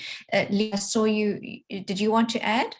Just slightly, I think as well, to add to what Janine said, the new board, when thinking through the G elements, will also be needing to be very mindful of jurisdictional requirements. Now, this is true in all of what the new board will do, but perhaps a little bit more also in the G, because many jurisdictions perhaps have moved further and more expensive in that area to a degree. So it really will be upon the board to, and I think this is the encouragement Janine was outlining, to really tap into all of these sources to deliver in effect the type of baseline standard that it may aspire for here. Thank you. So, and then a follow-on question is that it's on that ESG ratings and the interconnectedness between, or the connectedness between the two types of reports. The question around the integration and integrated reporting being a summarization from which the other reports can be viewed. So an overarching organizational view, bird's eye view. Is that something that will carry on forward? Yeah, I mean, that's definitely something we have to sort out, is how prescriptive IFRS/ISSB, and I'm going to use those interchangeably because when I use IFRS, I mean the connectivity between the IASB and the ISSB. I think sorting out how prescriptive to be about the form of reporting is definitely something that has to be sorted out, because just like Lee was saying about governance, where governance, detailed governance requirements can be quite different by market. Likewise, the form of reporting is different by market because it's often informed by regulatory requirements. So figuring out exactly what the language to use is about the form of reporting, I think is going to be a big topic of discussion for the new boards. And I think the question is around that form of reporting and the time taken to get to where we want to be. In the interim, what happens to the SASB standards and promoting of those standards and the integrated reporting and the promotion of that? We're seeing, the award ceremonies happening across the world. So the adoption of both SASB and the integrated reporting framework, how is that going to be driven in this interim period where until you've got to an ideal position? Yeah, so the thing we are most worried about, and I can tell you from conversations, particularly with investors, is real worry that somehow the IFRS announcement stops forward progress because businesses just sit and wait until something, that works itself through full due process is issued. I think that is, please, for everyone who's listening, do not sit and wait. Continue to move your reporting forward, continue to use the SASB standards, continue to use the integrated reporting framework, because we do envision both the SASB standards and the integrated reporting framework informing the work of the new board and the connectivity work across the two boards. So time invested now in adopting the SASB standards and the IR framework are time and resources well spent. Just want to be crystal clear on that. And just to add a little bit to that, Janine, as the technical readiness working group was building up its thinking and its recommendations for the new board, that was very much part of their mindset as well. And I feel you can look to the work they've done in terms of the prototypes to really see that they've tried to continue recommendations on building on what's been done in order to continue that momentum. So wholeheartedly agree with Janine, we've got to keep the momentum heading of what people have achieved already so that we can build upon that success. And one of the things we do hear from businesses and preparers is real concern about, well, how much change will there be? Because we've already invested a significant amount in reporting in accordance with integrated reporting, in reporting in accordance with the SASB standards, in reporting in accordance with GRI. And so that's one reason it's so important that IFRS build on what's already there, because there's already a significant embedded base of time, resources, money in reporting to the existing frameworks and standards. And we don't want companies to feel like that money was wasted. It's build on, not a wholesale change. Thank you. A question to Lee about audit and auditability of the ISSB standards. So IFRS was very much from an audit perspective.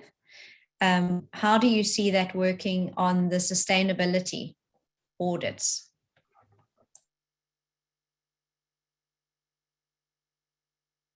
Thank you, Carolyn.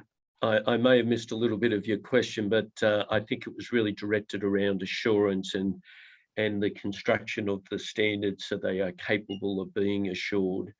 And, that's a very important part of the thinking that the board will need to develop as it takes its steps forwards. Because, the ultimate goal here is obviously delivering information that is consistent and comparable around the globe. And to do that with a level of confidence, the users of that information, the investors, are going to want to have the assurance, at least at a level of assurance that they're comfortable with their expectations. And so it will mean that the board will need to have good connectivity with those charged with creating the assurance standards. And that happens at the moment with the ISSB. it will need to make sure that there's good connectivity with practitioners who are providing the assurance services, and as well the regulators of the assurance profession as well. So there's quite a bit here, but ultimately the delivery of the service will be outside of the ISSB's range of authority and powers, but they need to engage very much at the start to ensure that what's being built is informed in a way that is capable of providing that assurance. So it's the goal. It's how to do it will be with those groupings that I've just spoken about as well. And can I add one thing to that, Carolyn and Lee? I think also people tend to go to assurance, and I always try to start with internal controls. So I think this is why it's important to think, okay, sustainability information is as important as financial information. You start with that. Sustainability information is now being used in investment decision-making by the capital markets. It's feeding ratings, it's feeding index construction, it's feeding financial models. So sustainability information is being used in investment decision-making. And I think it's important for governing boards to understand that, because when you start thinking like that, then you have to start thinking about applying the same types of internal controls and board governance to your sustainability information that you've historically applied to your financial information. And I think if you go into it with that, then, I always say walk before you can run. The first step is strong systems of internal control, and then board governance and oversight. And that then makes an assurance arrangement a lot more cost effective. So just internal control, board governance, assurance. Thank you, Janine. And we've only got a couple of minutes left in the panel discussion. So maybe last words in terms of what would you like everyone to leave with from a value foundation IFRS perspective? What is the key message that you want people to take back to their organizations? Lee, do you want to start with that? It might be my reception, but I didn't fully get the question, Janine, but I think it was about leaving the session with some of the key messages back. I think one of the key messages I'd bring to this grouping is, we were encouraged and welcomed that there was support that's come from the announcements that were made at COP26, but the trustees and all involved with this work recognise the importance now of execution, and we're all going to be very dedicated to getting the execution right in order to deliver that light on the hill of high quality standards, meeting the investors' needs that are comparable and are consistently prepared.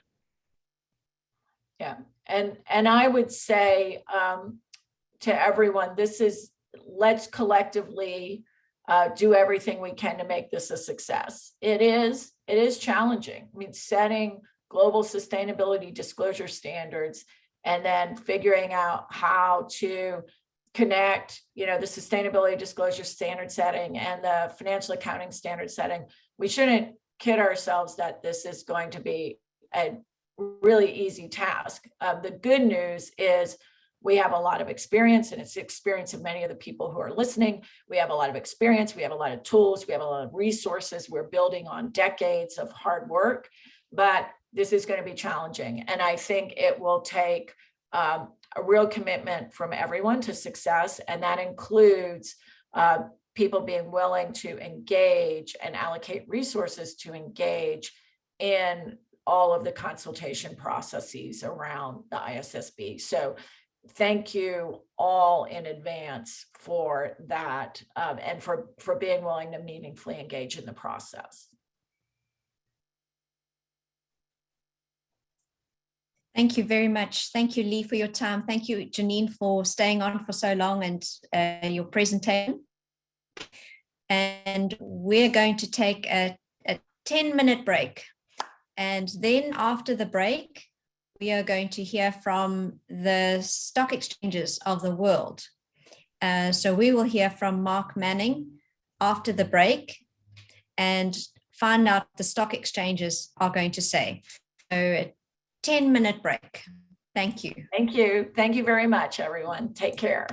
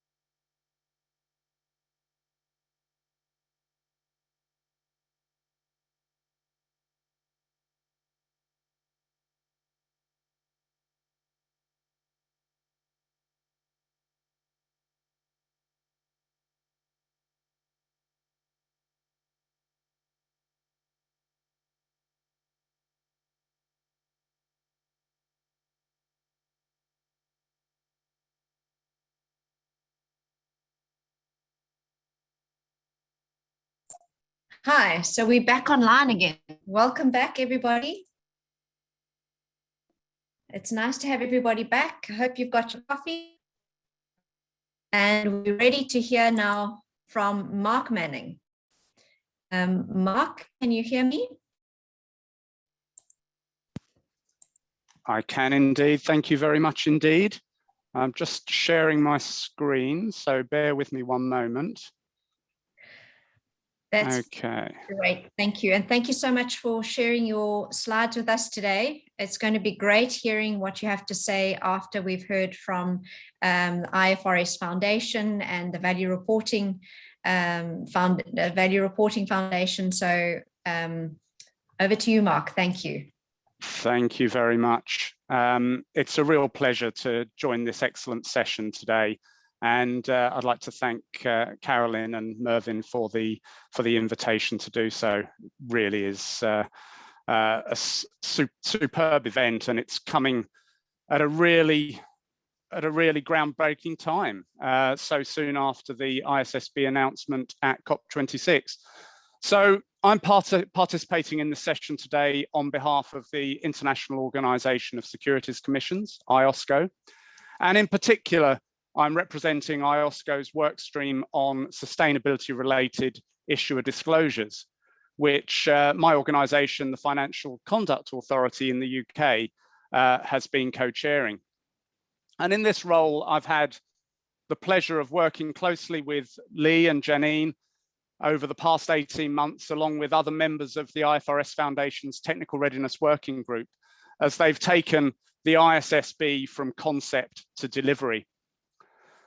Unlike in other areas of international financial regulation, capital markets authorities, such as those that form the membership of IOSCO, have historically looked to private independent bodies, such as the IFRS and the IASB, to develop sound technical standards for corporate reporting and for audit and assurance. These bodies are subject to a governance and oversight structure that provides legitimacy, including that they're accountable to the public interest and that they're independent, inclusive, and free from undue influence. So at an early stage back in February, IOSCO voiced its public support for the direction of travel towards the establishment of the ISSB. And we've deepened our engagement with the IFRS Foundation as this work has progressed. In a report published later in June, IOSCO elaborated its vision for the ISSB, emphasizing the crucial role that the ISSB could play in developing a common global baseline of investor-focused sustainability standards. And we've heard a lot about that already from Janine and Lee. So it's been quite a journey.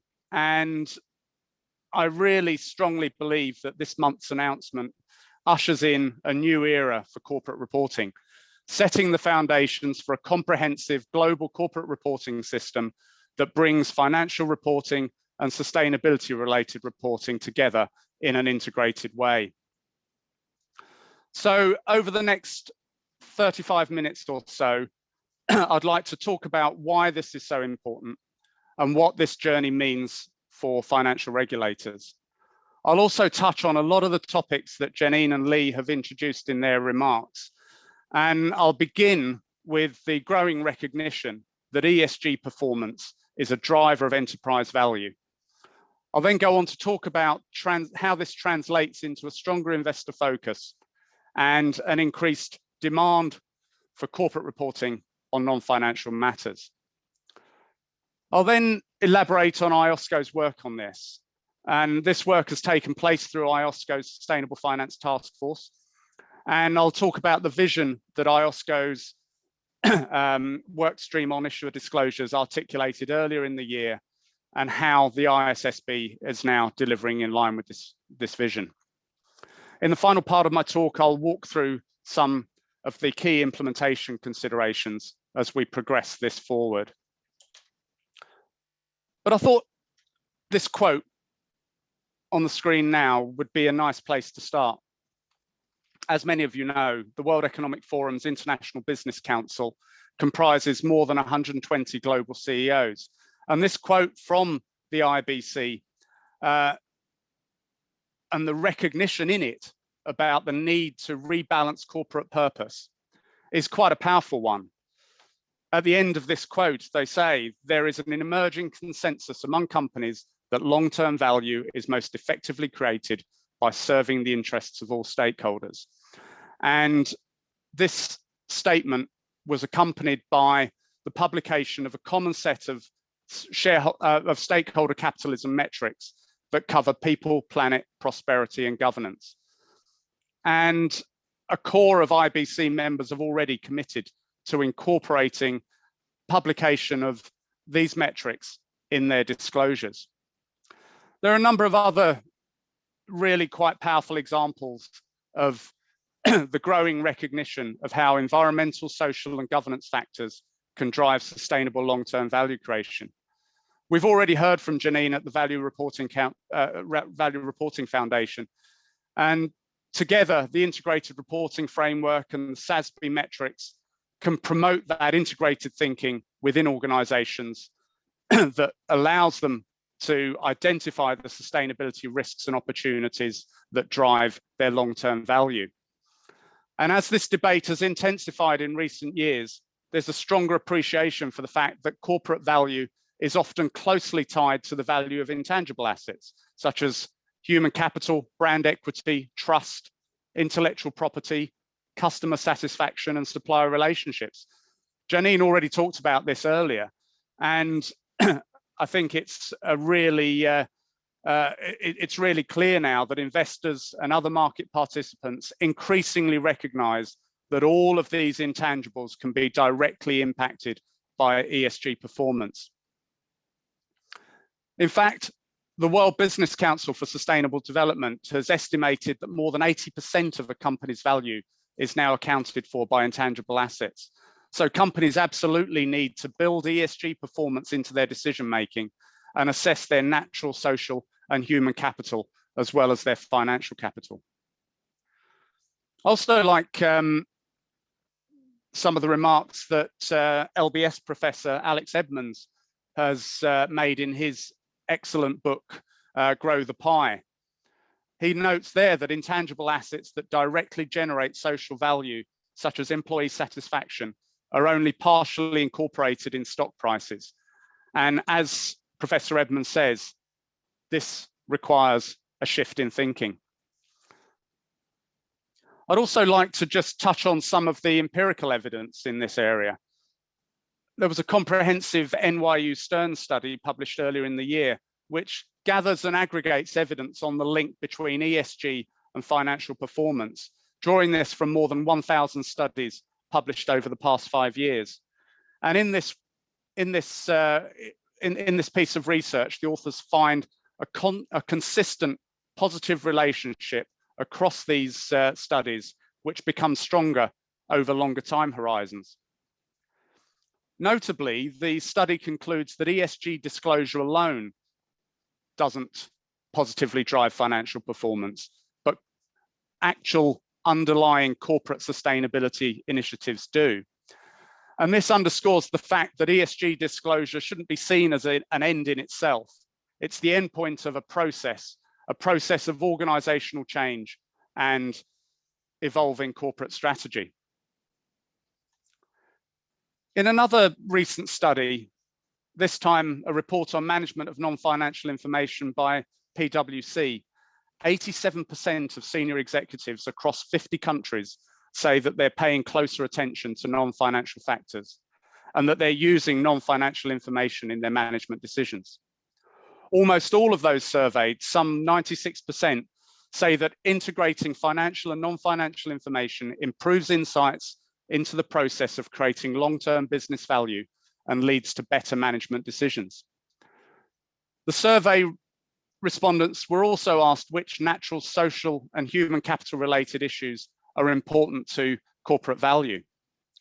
For natural capital, the most common responses were carbon, energy, biodiversity, and water. Not surprising, given some of the messages coming out of COP26. For social capital, community and employees came out on top, with a number of other factors, suppliers, human rights, health and safety, also called out by many. And many of these are, of course, key drivers of intangibles, as we discussed earlier. So against this backdrop, it's not surprising that the focus of investors is shifting to intangibles, shifting to ESG drivers of performance. This slide presents some headlines from recent global investor surveys by both PwC and KPMG, respectively. PwC finds that almost 80% of investors now consider ESG risks to be important to investment decision-making. And around 3/4 believe that companies should be taking action to address ESG issues in their investment decision-making, even if this might result in a short-term in a short-term hit to profitability. Consistent with a remark that Mervyn made at the start, the pandemic seems to have impacted attitudes in this area.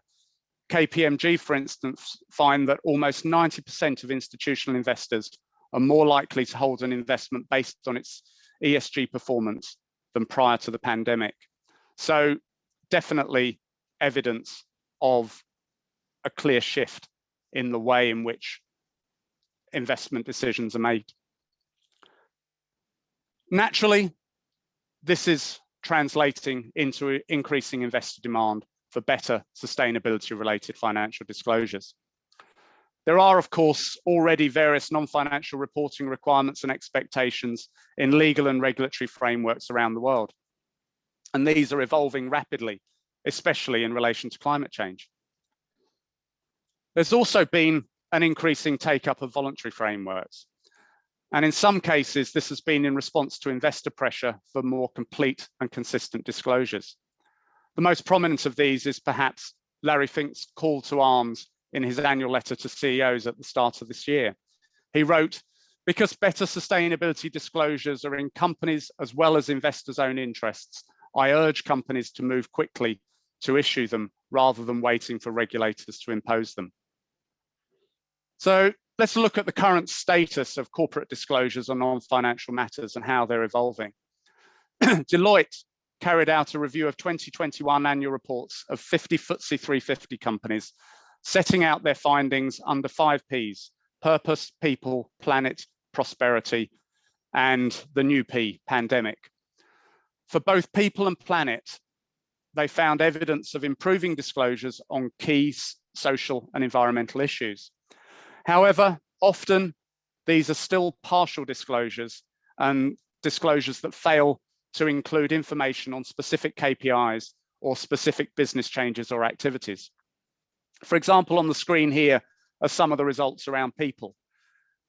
They show that more than half of companies fail to disclose any actions to improve board level diversity.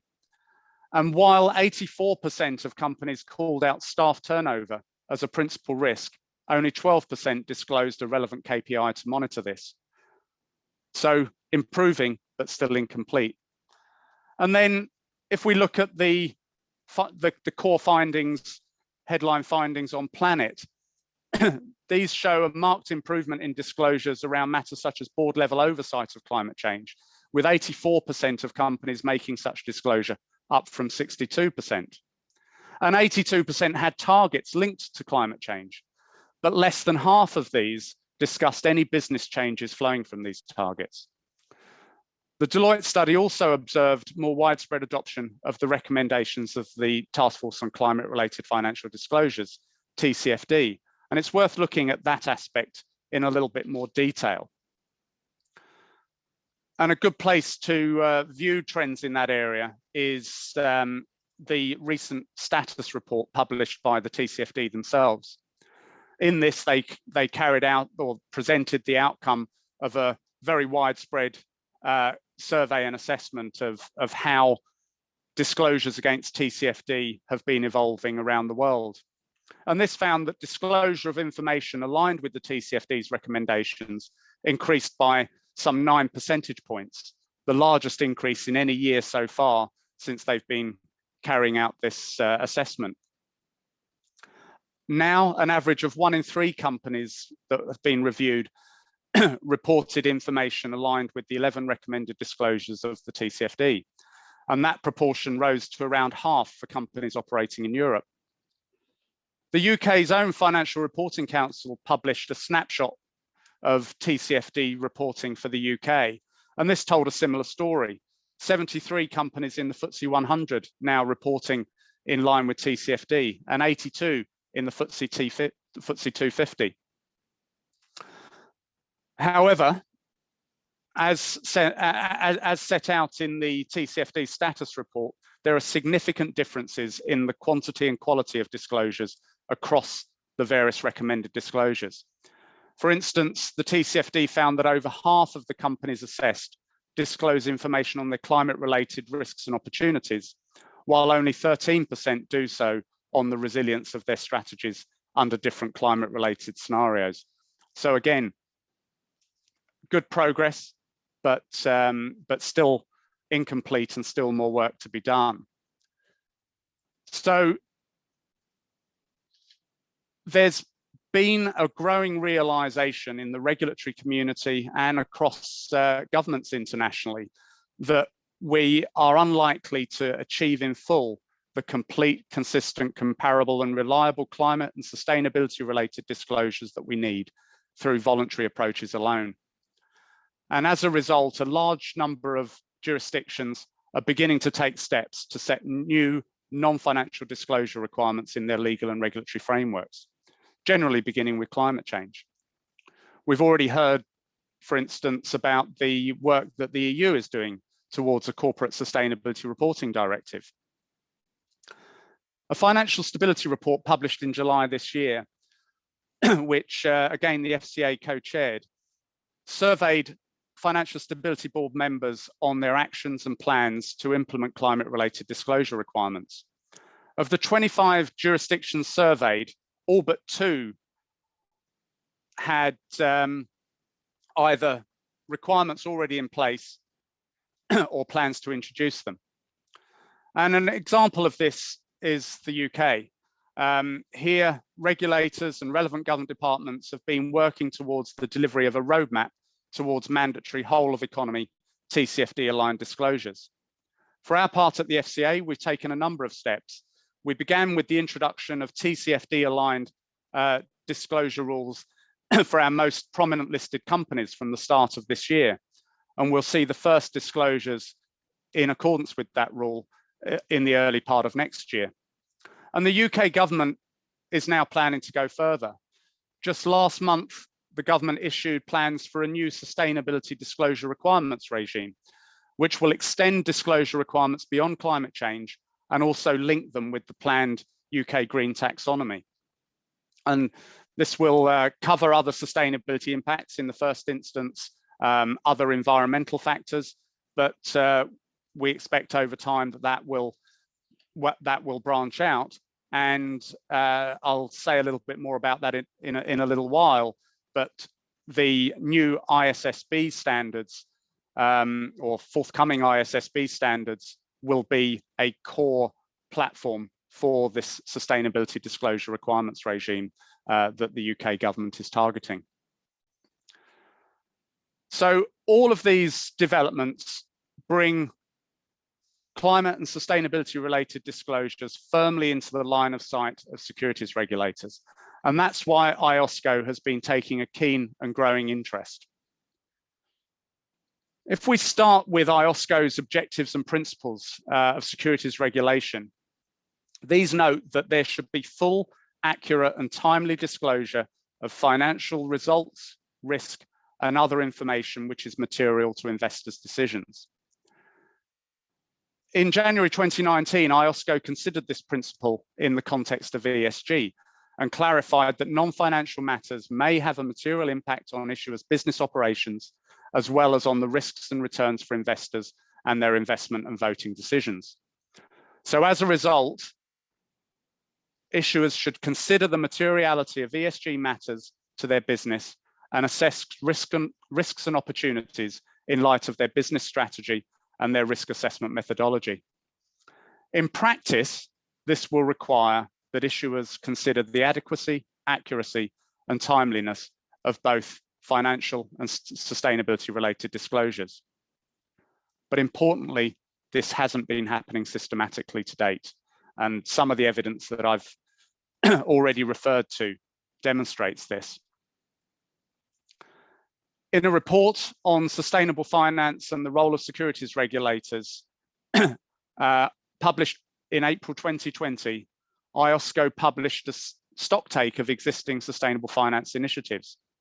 And in the area of sustainability-related disclosures specifically, the report emphasized the need to improve the comparability of sustainability-related disclosures. And it noted that the lack of consistency and comparability across various third-party frameworks could create an obstacle to cross-border financial activities and also raise investor protection concerns.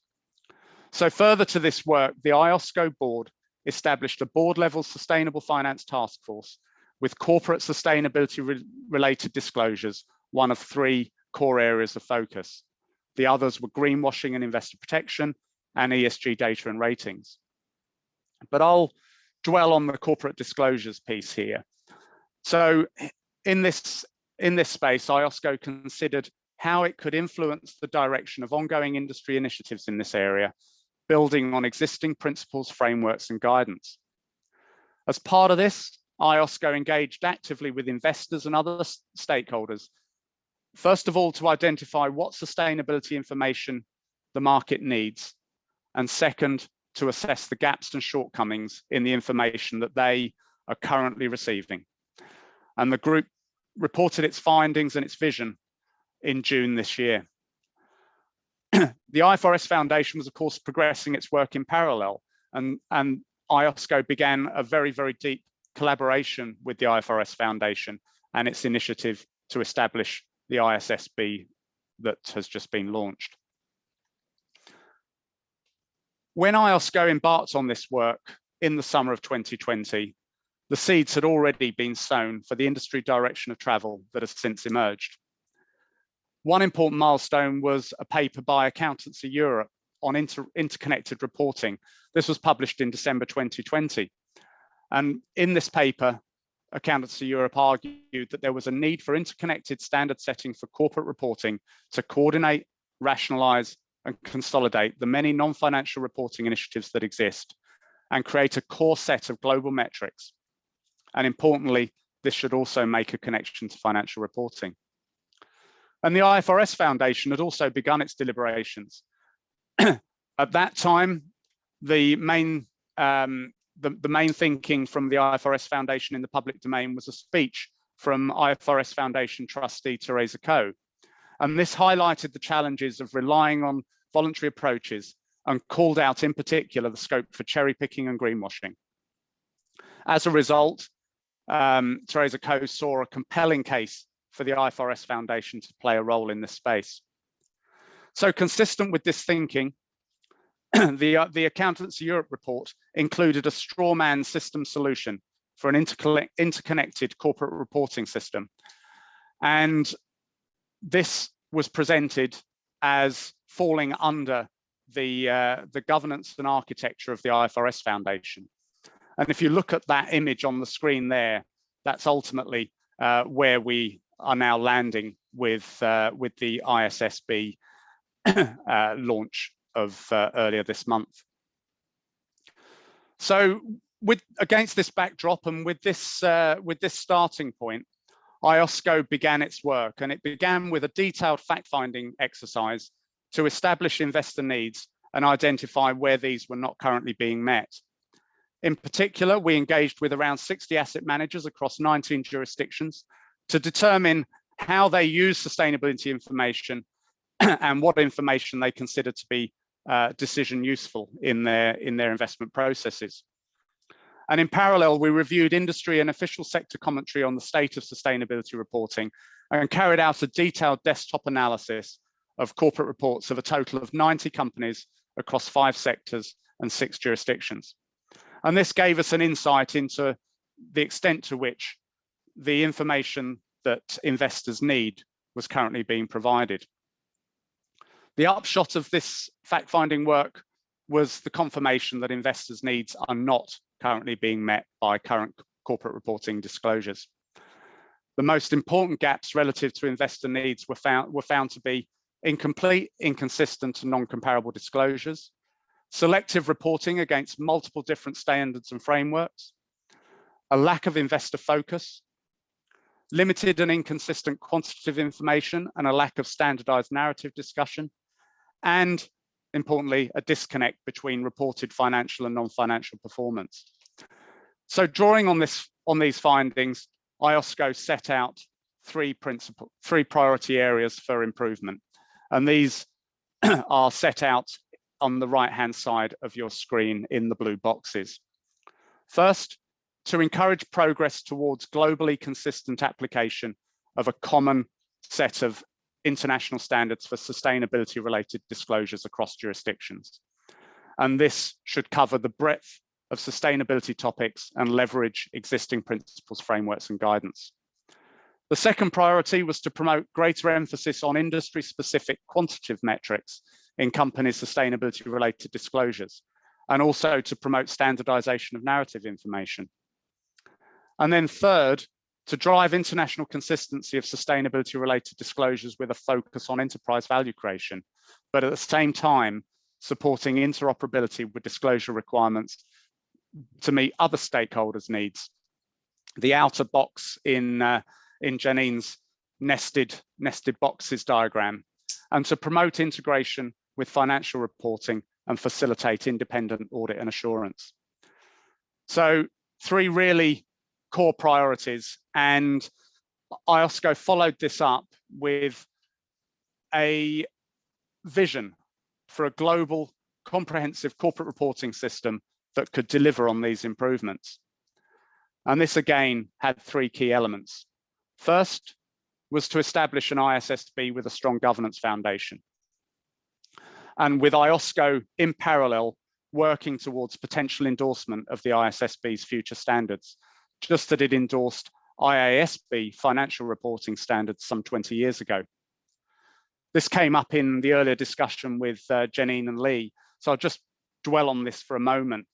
So endorsement of the IASB standards ultimately led to adoption of of those standards across more than 140 IOSCO member jurisdictions. So the aim in the case of the ISSB would be to endorse the ISSB standards so that IOSCO members, securities regulators around the world, could consider adopting, applying, or otherwise availing themselves of the global baseline standards in their sustainability disclosure requirements. This would, of course, have to be done in line with their respective jurisdictional, legal, and regulatory frameworks. And Janine set that out very nicely, that even today, the IASB reporting standards are adopted and referenced in different ways in different jurisdictions. But to have that global baseline, to have IOSCO endorsing that global baseline, would then be a foundation for IOSCO members around the world to take that global baseline into account when setting their sustainability disclosure requirements in accordance with the prevailing legal and regulatory frameworks that they operate within. The second element of the vision was to build on existing investor-focused content, including the TCFD's recommendations and other voluntary frameworks and standards, including those promulgated by the VRF. And as part of this also to ensure integration with financial reporting standards and development of standards in a way that would be compatible with independent audit and assurance. And then the third element of the vision was to encourage a building blocks approach. That is to set a global baseline of investor-focused standards under the ISSB while ensuring interoperability with any complementary jurisdiction-specific disclosure requirements that may go beyond that common baseline. And as Lee mentioned earlier, IOSCO also proposed that a multi-stakeholder consultative committee be established to support both dynamic updating of the global baseline standards, as well as the interoperability with jurisdiction-specific requirements. So it was fantastic to see at the Finance Day at COP26 that great strides towards this vision have been taken through the launch of the ISSB. And I think this slide sets out clearly that each of the elements of the vision has been addressed somewhere in the announcements that were made around the ISSB launch on Finance Day. So consistent with the first element of the vision, the IFRS Foundation trustees, as we've heard, established the new ISSB and did so under the IFRS Foundation's established rigorous three-tier governance structure. I should note that both the IOSCO board and the IOSCO chaired monitoring board, which provides the public accountability layer of IFRS governance, followed up the launch with statements welcoming this groundbreaking development. IOSCO board chair Ashley Alder, for instance, confirmed in his supportive comments in the IOSCO press release, if the ISSB's future standard meets IOSCO's expectation, our endorsement will support all our 130 members in considering ways they might adopt, apply, or be informed by the standard. So a very clear message that this launch of the ISSB is the first step towards IOSCO endorsement and global adoption. IOSCO has set up a technical expert group to assess the emerging content of the ISSB's future standards. And as Janine mentioned earlier, this group has already been working very closely with the technical readiness working group that developed the content in the prototype climate and general disclosure requirements that were published alongside the launch. So this will ensure that as we progress forward, IOSCO remains very, very closely involved in very close collaborative dialogue with the IFRS Foundation, is able to feed in during that process, and that should ensure that IOSCO is well positioned at the time the final standards are determined to move swiftly towards endorsement if IOSCO's expectations are met. In relation to the second element of the vision, we also welcome that these excellent prototype climate and general disclosure requirements have been built on the VRF and CDSB frameworks, together with the TCFD's recommendations and the World Economic Forum metrics. So this aligns perfectly with the second element of the vision, which was to build on existing efforts. Furthermore, the announcement that the VRF and CDSB will be consolidated into the IFRS Foundation, which Janine described, further ensures that the IFRS Foundation will be informed by existing technical expertise and intellectual property as it progresses its standards development. And then finally, consistent with the proposed building blocks approach in the third element of our vision, and IOSCO's proposals regarding a consultative committee, the IFRS Foundation announced that it would form both a multi-stakeholder consultative committee to provide advice to inform the dynamic updating of the baseline standard, as well as working and also announced that it would also work towards establishing a mechanism for formal engagement with jurisdictional representatives to ensure compatibility and interoperability between the common global baseline and developing jurisdiction-specific standards. So this is all excellent progress. This month's announcements set a solid foundation for more comprehensive and interconnected reporting and for the delivery of complete, consistent, comparable, reliable, and auditable information to investors and other market participants.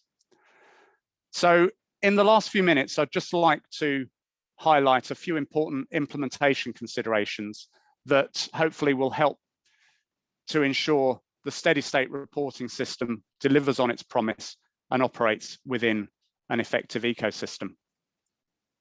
I'd like to start with the topic of materiality. This has been a recurring theme in the debate around sustainability reporting. The distinction between the outside-in perspective, so-called financial materiality, and the inside-out perspective, environmental and social materiality, have already been part of the discussion today. And these different lenses are often associated with the different information needs of investors vis-a-vis other stakeholders. IOSCO and the IFRS Foundation have focused squarely on the information needs of investors. And this is consistent with the IFRS Foundation's mission, and it also supports the integration with financial reporting standards. It's also a pragmatic approach when setting a global baseline, given that different jurisdictions are at different stages in their sustainability journeys. But importantly, as set out in IOSCO's report, there can be a significant overlap in reporting under the two lenses. A company's external sustainability impacts can have a material impact on its enterprise value as well. And this is really captured quite nicely in the nested boxes that Janine presented earlier. The report, IOSCO's report, presents the example in the figure on this slide. I know there's quite a lot of information in that figure, but if you just focus on the green blocks, these represent the overlapping information items in the original prototype climate standard published by the group of 5 sustainability reporting organizations in December last year, and requirements, disclosure requirements in the exposure draft for the GRI's double materiality focused standard for the oil and gas sector. The amount of green there shows quite clearly that there is an awful lot of overlap in the information that is directed towards investors vis-a-vis multiple stakeholders. But of course, there were some elements that weren't captured in the investor-focused prototype.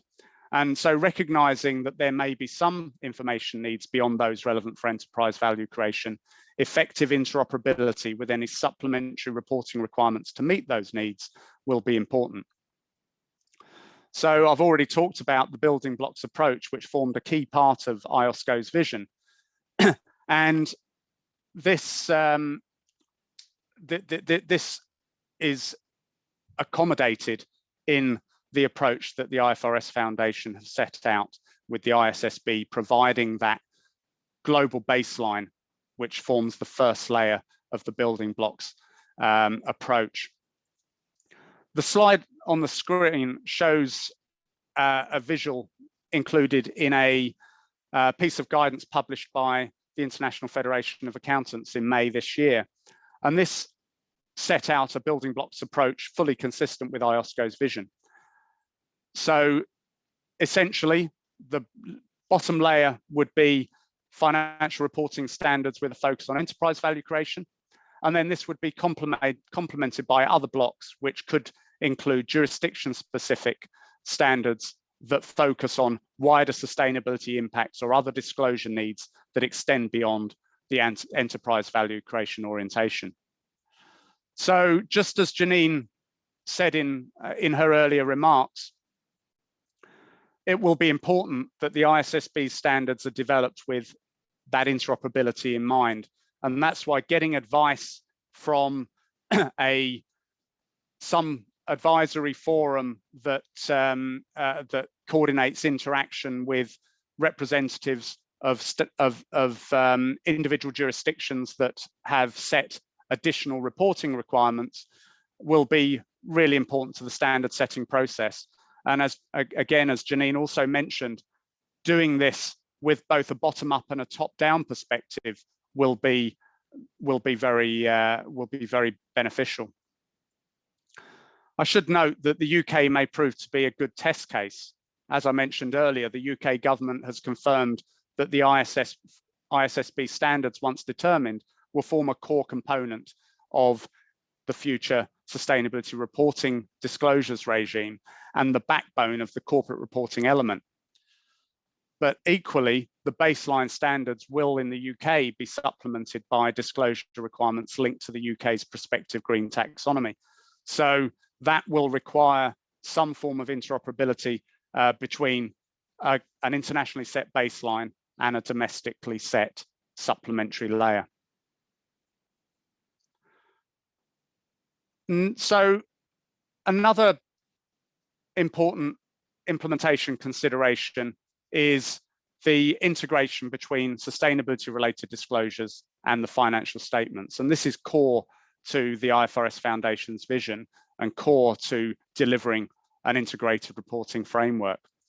There has been a lot of debate around the current disconnect between disclosures at the front of annual financial reports and those in the financial statements at the back. And there was quite a powerful piece of research published by Carbon Tracker earlier this year called Flying Blind. And this concluded investors are flying blind as over 70% of companies reviewed in this study and 80% of auditors fail to disclose climate-related risks in the financials. And KPMG recently published a piece called Net Zero at the Front, Zero at the Back. And that, again, highlights the disconnect that currently exists. So that's clearly going to be an important area of focus as a integrated conceptual framework is developed to link the work of the two standard setting bodies under the IFRS structure. I'd also like to just mention a few words about audit and assurance. And an important benefit of establishing formal corporate reporting standards for sustainability will be to provide that more robust basis for the development of an audit and assurance framework that can give users of the information the confidence they need in the reliability and quality of the information. So audit and assurance will be a further critical step on the path to providing capital markets with complete, consistent and high quality disclosures. IOSCO has committed to doing further work on this, and a good starting point for that work is some of the findings in a recent study by IFAC, which revealed that while the frequency of reporting ESG information is high, the incidence of assurance is not, and there are meaningful differences in reporting and assurance practices across jurisdictions. So capabilities are still evolving in this area, but it will be really important for IOSCO to engage with the likes of IFAC and the IASB to help audit and assurance providers build effective frameworks to support their activities. So this will be a priority in 2022. And then the final implementation consideration I just want to touch on is effective usability of the reported information. So IOSCO has encouraged the IFRS Foundation to consider how it can support the machine readability of disclosures against the ISSB standards. And encouragingly, as we heard from Janine earlier, this is part of the work plan set out by the IFRS Foundation alongside the launch of the ISSB. So that, again, will be a further development to watch for. So let me close with a few concluding remarks. In his speech at Finance Day at COP26, my CEO at the Financial Conduct Authority, Nikhil Ratti, put it quite nicely when he said, this is a game changer and a crucial development in creating trust through transparency. The ISSB will set for the first time a global baseline of complete, consistent and comparable sustainability reporting standards. And as Janine said earlier, this is a once in a generation opportunity to set us on the path to a global comprehensive corporate reporting architecture, and one that integrates sustainability and financial reporting and puts them on equal footing.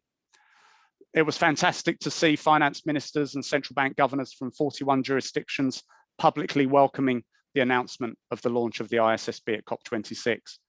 But as Lee said, the next step is to deliver the standards, promote global adoption, and then build an effective ecosystem around them, including that audit and assurance piece that I just referred to. So to help this process, IOSCO is working towards endorsing the standard before the end of 2022, if it is satisfied that it sets a practical and effective global baseline. And we look forward over the coming year to working closely with the IFRS Foundation, continuing our excellent collaboration with Janine, Lee, and the others involved in the IFRS Foundation to help deliver this crucial, groundbreaking development. Thank you very much indeed. Thank you so much, Mark. Wow, what an amazing presentation in terms of what IOSCO is doing in partnership and alongside what's happening in the other constituencies. So thank you very much for that. We've got lots of questions for you, but we're going to ask the questions at the end. We're going to carry on now with Barry Melancon from IIRCPA. CEO of IIRCPA, giving us a presentation in terms of the implications of this on accountants. Because one of the questions that came up was, well, who's going to audit this and what are their skill sets? So let's hear a little bit about that from Barry, and of course, Barry being very involved in the Value Reporting Foundation and the IIRC. But Barry can give you a bit about that in terms of the context.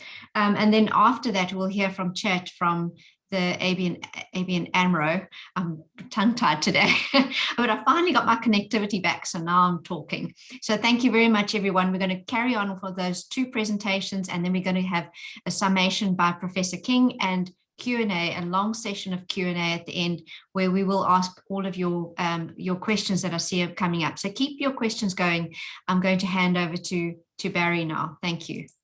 Thank you, Carolyn. And it's great to be with everyone, particularly great to be with my great friend, Mervyn King.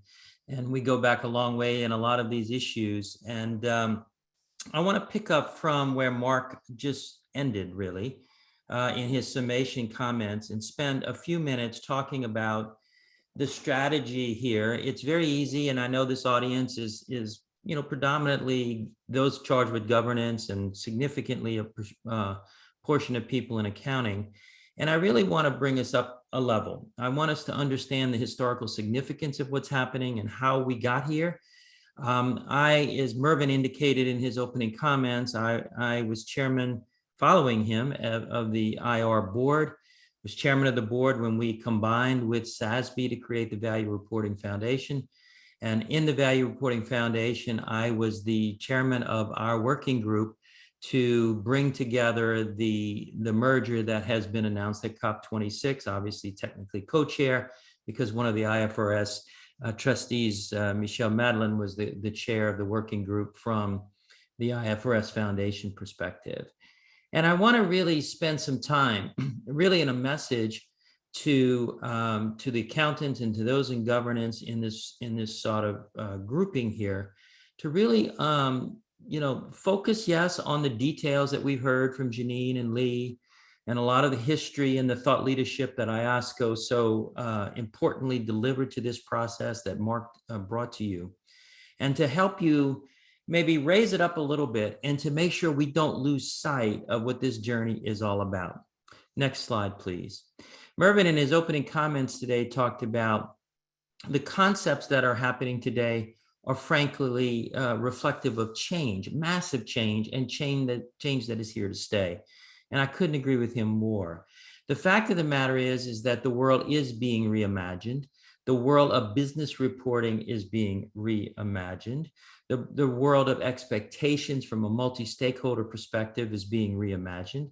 And in fact, it is going to be probably a very constant change process in the future. And one of the messages I would say to you, all of us participating today, it is very desirable to want to have specific answers, to have specific concrete answers. Some of the questions that, for instance, that were asked to Janine were, give me a specific answer to these things. But I think we have to adjust as professionals and as governance leaders into a world that's going to be evolving very, very rapidly. Just look at the bullet points around this slide.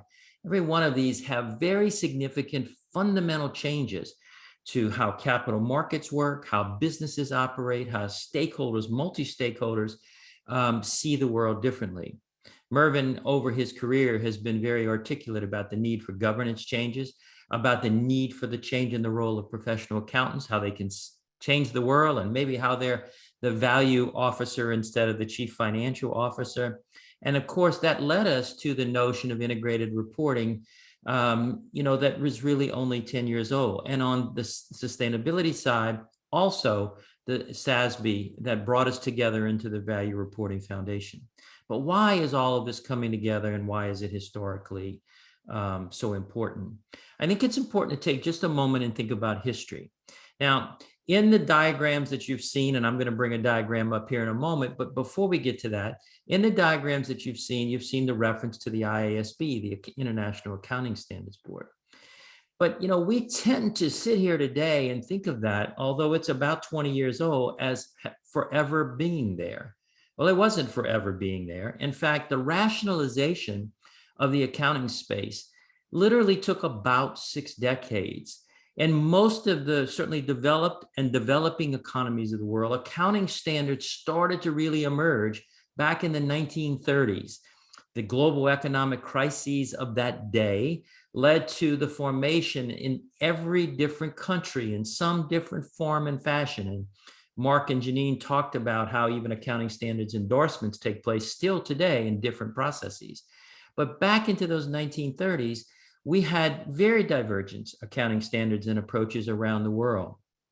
And through a long period of time, something in the neighborhood of about 6 decades, bringing us into the early 2000s, did it take to really get to a point where we had close to a single set of global accounting standards. And obviously I come from the United States, but the fact of the matter is that we have today still US GAAP and then the rest of the world, so to speak, on IFRS.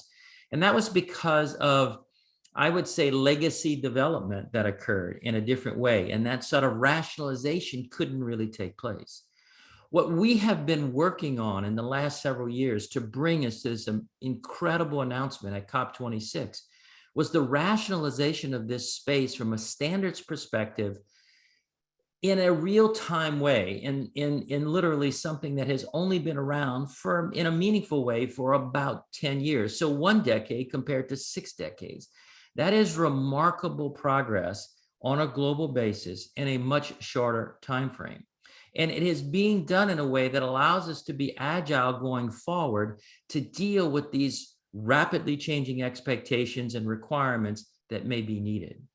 When Mervyn asked me to follow him as chair of the IIRC board, what I was really focused on and what our board was really focused on, and we know the SASB board of the day was focused on, is how do we rationalize these magnitudes of frameworks and standards and acronyms and initiatives, and all well intended to try to produce leadership and progress in this changing world that was occurring beginning about a decade ago. And what happened was a very confusing state. And if you put yourself into a CEO role of a company or a board role of a company, the best intended people, the people wanting to do the right things, to be responsive, to be transparent, to be consistent in its disclosure information, had a really difficult time of picking where to go, what to comply with. I personally had discussions with many CEOs and many board members. Yes, I want to do the right things, but tell me which one. And so what we have created in these last several months is a world in the standard setting space that is rationalizing to a great extent this environment. And I thought Mark's presentation just now, talking about the objectives of what was trying to be created, ultimately the endorsement process of IOSCO, starting from a foundation perspective of the work that's already been done, and to do it in a credible perspective in a place that there is a global element of trust, if you will, because of the structure of the IFRS trustees with the oversight of a regulatory-based monitoring board and the like. And as we began to really deal with how do we make this happen, it became very clear to us that having it be achieved under the auspices of IOSCO, the monitoring board, and the IFRS trustees was the real place to go. And many of you on this session today come to it with a passion for integrated reporting, as do I. And that element was really critical as well. We've had a lot of progress in integrated reporting in that 10-year period. And I know Mervyn is extraordinarily proud of that, and he should be. And you know, the co-chairs emeritus of the VRF, and Michael Bloomberg, on the sustainability side, has that same feeling from the standpoint of the sustainability standards that came from SASB. And so that track record was very powerful. But to go to the next step, we had to look at where is the credible way to jumpstart, to make faster, more significant progress in what really the world, this world reimagined, was looking for. And that led us, obviously, with the cooperation of IOSCO and a whole host of other people, to the process that delivered the formation of the new ISSB, and to the merger of VRF, and to the role that is very important in integrated reporting. And I think bringing all of those to a much higher level, to a much more rapid adoption, and to much more significant progress in what this crazy world and multiple sets of factors that are going on in the world today is demanding from a multi-stakeholder perspective. Next slide. You've seen this chart. You saw a version of this chart in Janine's PowerPoint. You just saw in one of the latter slides that Mark had a version of this chart. But I think it is important for all of us to really have that sort of embedded in our minds. And the IFRS Foundation's that trustees, which I thought Janine did a great job of reminding people that it's not just about an IASB. And I speak to accountants all over the world. I've been in this role for 26 years. And so I have the opportunity to speak to literally tens of thousands of people. And what as we were leading up to this, is I continue to remind is that the separate board, and it doesn't say ISSB, because this is actually a chart I used prior to COP26, because I was under some non-disclosure arrangements before we actually got to COP26. And so I kept it at a very, very high level. But the ISSB is not accounting standards being set. And it is all of these other areas. And if you think about it from an IR perspective, the multi-capital approach, other than financial and manufacturing capital that is in the multi-capital approach of IR. And this conceptual framework, which Janine talked about, sitting between the two, being a driving force of integrated thinking and ultimately broader, what I like to use the term is broader business reporting that regulators, stock markets, shareholders, employees, multitude of stakeholders are expecting from corporations today, and even inwardly, the corporation itself. Mervyn King is very articulate about the notion that the entity, the corporation, has an obligation not only to its multi-stakeholders, but to the corporation itself to produce sustainability, not in the concept of climate sustainability, but as a concept of a going concern of the entity itself, because it produces employment and economic value and contributions to society. And I think that those elements are really what everyone is trying to move forward on in creating this environment.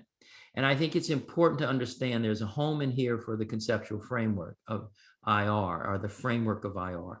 And let's be honest, that will evolve over time. In fact, before we merged with SASB, there was a project to update the framework that had been adopted several years earlier. And that is going to be important, just like standards will change, and just like expectations of multi-stakeholders will change.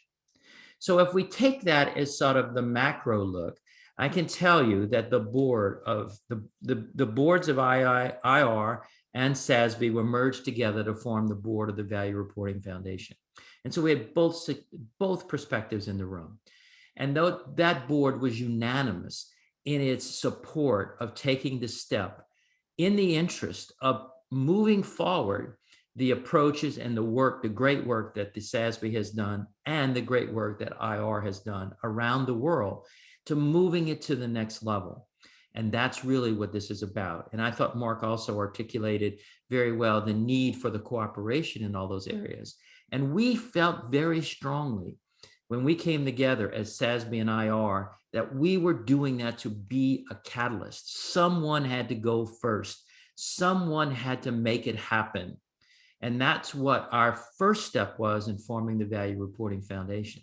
And then as now you see the CDSB, the support of TCFD, the support of the WEF Business Council, the support of IOSCO, the support of all of these other entities out there, is really what we, I think, are prideful of, taking the notion of being the catalyst to really make this sort of coordinated effort happen. It's something that I believe was passionately needed, and it was something that I think that we have been able to execute on. Next slide. And so I don't need to sell to you why now for ESG and IR, because you know it, you have a passion for it. But I hope that what you would take is, as you talk to more and more people, as you spread the word, and using some of these slides that have come out of today's event. But this particular slide is that, sustainability is mainstream. It is not fringe. It is not something that people aren't gravitating to. And long-term value creation, because of the work of IR and others, is becoming more and more mainstream and adopted by more and more investors and thinkers. It is not on the fringe. It is a significant element of what the world is expecting today. And obviously, with an event like COP26 and all of the emphasis on the climate elements, clearly climate, I like to say, is at the head of the train. It's really pulling a lot of these activities today, as it should. And our activity coming together, we recognize that. We have passion about the multi-capital elements, and we don't want to lose that multi-capital elements that is in the integrated reporting aspect. But all things can't be done at the same time. And clearly today, climate is really the driver of that element. And really, the multi-stakeholders expect more. And the most elegant person in the world on that notion, I believe, is Mervyn King. And that element of being entities, being stewards, being accountants, and I'll come to our role in accounting, being governance experts and people involved in the governance process, is really about being responsive to that heightened expectation of multi-stakeholders. And to do it in a way, as Mark just said, that ultimately is reliable and can be assured against, so that there is this degree of comfort in the decision-making process. So that's really the foundational point. Now let's talk about a little bit more directly the accounting profession. Next slide, please. If you want to think about what we're involved in, whether we're in management accounting or whether we are in sort of the public accounting world of assurance, these parameters hold. Now, my organization believes very significantly on the wheel at the right. And if you look at that wheel on the right, technical skills are important in our profession, and I'll show you a little bit of a demonstration of that in a moment. But it's not the only thing that's important. If we think even about some of the questions that were asked before, we have this tendency in our profession to drill down the technical, because we have accountabilities in these areas, the specifics. And that is important and not going away. But if that is all that we're focused on, we are missing the evolution that's occurring in society today and what needs to be achieved. And these leadership skills and business skills and digital skills and people skills are critically important. In fact, on Mark's last slide, he talked about the need for us to be able to communicate these things in a digital way, and ultimately assurance falling into that. He actually referenced XBRL, Extensible Business Reporting Language. My organization actually created that almost 20 years ago. We gave it to the world because we think it's critically important. It's critically important that we see our role of information flow to be in a digital way. Now, if we have information flow, we need consistency. That gives us the need for standards. But the question that I was asked earlier to Janine was, is this all external or is this internal? And she answered it brilliantly. It's both. Of course it is.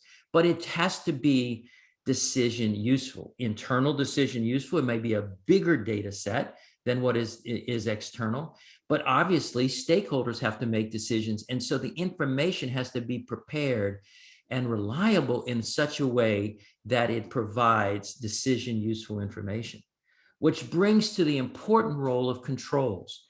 When we talk about this massive, complicated world today, driven by technology that's changing at a rapid speed and expectations that are changing constantly, we, I think, people in governance and people in finance functions, management accountants and assurance, we have this obligation for reliability. Reliability of the information means that we have to be committed to control structures. There is no way today that we produce reliability of a single number. We have to rely on systems and system thinking. And if you think about what I talked about in sort of the historical reflection of where we've been, integrated reporting talks about the need for integrated thinking. Integrated thinking is the notion of systems thinking, how things interface and affect each other. Well, that's the nature of controls and what we bring to that environment as well. And ultimately, with controls and commitments to reliability in the management accounting space, we can produce third-party assurance. Without that internal commitment, without that drive for controls and reliability, third-party assurance can't really be achieved in a meaningful way. And so all of these have systems thinking components. They interconnect. And I would say to you that as professional accountants, our skills in the systems thinking way need to be sharpened as we move on. And with that in mind, next slide, we think really the professional accountant of the future is going to be and is going to be structured much differently. It is, we call it the deep and the wide, the T-shaped professional. Obviously, at the bottom, you see ethics, integrity, and professionalism. That has to drive the professional accountant.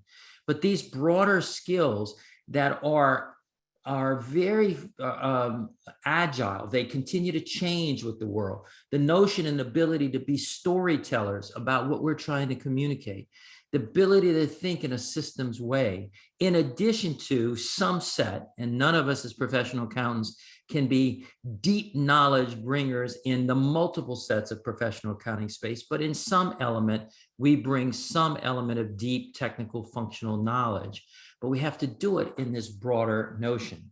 And if you bring it to the next slide, it has really significant fundamental change to even the structure of what a management accounting function looks like and even what a firm looks like. Traditionally in our profession, we have been pyramid shaped. If we go into a finance function in a company, if you think about it, wide swaths of people at the bottom generating and accumulating information, narrowing it down ultimately to, let's say, the CFO or the chief accounting officer reporting up into the top board or the CEO. And if we think about it from a public accounting firm, pyramid shape, broad numbers at the entry level, narrowing down into the top, let's say, partners and owners of the enterprise or the division leads and the area leads in those organizations. The reality is that we are going to change as an organization, or as organizational structures. We're already seeing it in leading companies as they change their financial functions, they transform their financial functions. We're seeing it in public accounting firms. I call it fat middle organizations. And this sort of chart, because we're playing off of the traditional pyramid shape, is a little bit too pointy for me. I would say you have to think about it with rounded edges, not pointed edges, because it's not that precise. But I think it's a really critical component of the profession as a future. And if I was IOSCO, I'd want to see firms and management functions delivering on this, because ultimately that fat middle, those competencies in that fat middle is going to be what's necessary to meet regulatory requirements, complex ones, standards, complex ones, and expectations of multi-stakeholders, complex ones. And those skill sets in the middle are going to be people that are going to deliver that with a bit of business acumen and capabilities that are going to be in larger numbers, sort of in mid-career as it relates to the profession. I like to use, I'll give you a sort of a geometric shape that maybe captures it better than this pointed one. Think about a hot air balloon and turn that hot air balloon upside down. If you think about hot air balloon when it's flying, it's got a rounded top, a fat middle, and a real narrow bottom where the air is heated to create the lift in the hot air in the balloon. If you turn that upside down, that is what we think the structure of a management accounting function or a firm will really look like. Sort of a rounded bottom, a fat middle with different skill sets, and then to the top leadership in the organization. Now, it also has an impact, next slide, on really how we think about the interconnectivity of what we're talking about. And I've touched on these points in the prior. But if you think about our concept in IR of integrated thinking and you apply that into the entity's business information flow is really what you're going to be driving. And obviously, when we think about it in the purest sense of integrated reporting, we think about it in those 6 capitals, but we can also think about it inside of our organizations. So on the left-hand side, the interconnected circles start with consistency, decision useful, the objectivity of trying to get to decision useful information flows. And it is about multiple streams of information flows, not just accounting information, but in a world of ESG, in a world of sustainability, much broader sets of information flows. And then our responsibility as professional accountants to take our know-how, our sweet spot, to build controls around those information flows and that notion of our goal of consistency and decision usefulness, and to bring that into a control environment so it's repeatable and it's reliable. And if we achieve those next two interconnected circles, then ultimately, and what I believe IOSCO and other regulators and multi-stakeholders want is they want that third-party assurance. They want that reliability. They don't want to second guess the information. They want to know it's based on standards, that it has had controls inside the organization, that there is a commitment at the top, tone at the top for reliable reporting, transparent reporting, and a governance structure that supports it, and ultimately third-party assurance to enhance that reliability. And I think that is really the mindset as we go about the details that we can't lose sight of. Now, that means that, next slide, that our skill set has to evolve as well. Now, we could speak for hours on all of these skill sets, but if I was building the individual professional accountant of the future, I'd want them to have the notion of a lot of these things that are on here. Obviously technology, great decision-making, the knowledge of controls and internal processes, professional skepticism, obviously a commitment to quality. And I'm sure our friends at IOSCO will love that, because a commitment to quality is a part of this particular notion. And look at that last one, the ability to drive change management. That first slide that I put up there is about that changing world. Mervyn said it, it's change. But it's change, and it's going to continue to change. And our skill set to drive the notion of information flows and integrated thinking in a change management way is going to be critical to our profession delivering on what the expectations are evolving to in today's world as well. Next slide. Now, we spent some time about assurance, and you talked about assurance in some of the questions and answers, and I'm not going to go this into deep details. But I would tell you that, yes, there is some play here that we need to think about in a different way. We're really talking about assurance, not necessarily auditing, although you can apply that. There are standards that are available that can be used. There are 2 types of assurance readily in play today: limited assurance and reasonable assurance in these broader areas. And there is going to continue to be evolution in this space. Now, I will tell you that from a US perspective, we believe this notion of assurance applies in a whole expansive way, other than just playing off of standards like ISSB standards or IASB standards or FASB standards in a US perspective. Next slide. We believe that the notion of assurance falls into many, many broad areas. For instance, assurance over controls. We have in the US developed assurance over supply chain, a big issue today. Assurance over the notion of cybersecurity. We have frameworks that allow us to do that. We have assurance over systems that service providers where their services are used by multiple areas, something we call statements on controls of what we call SOC reporting, that are in a broad array of assurance. We live in a world that is a void of trust.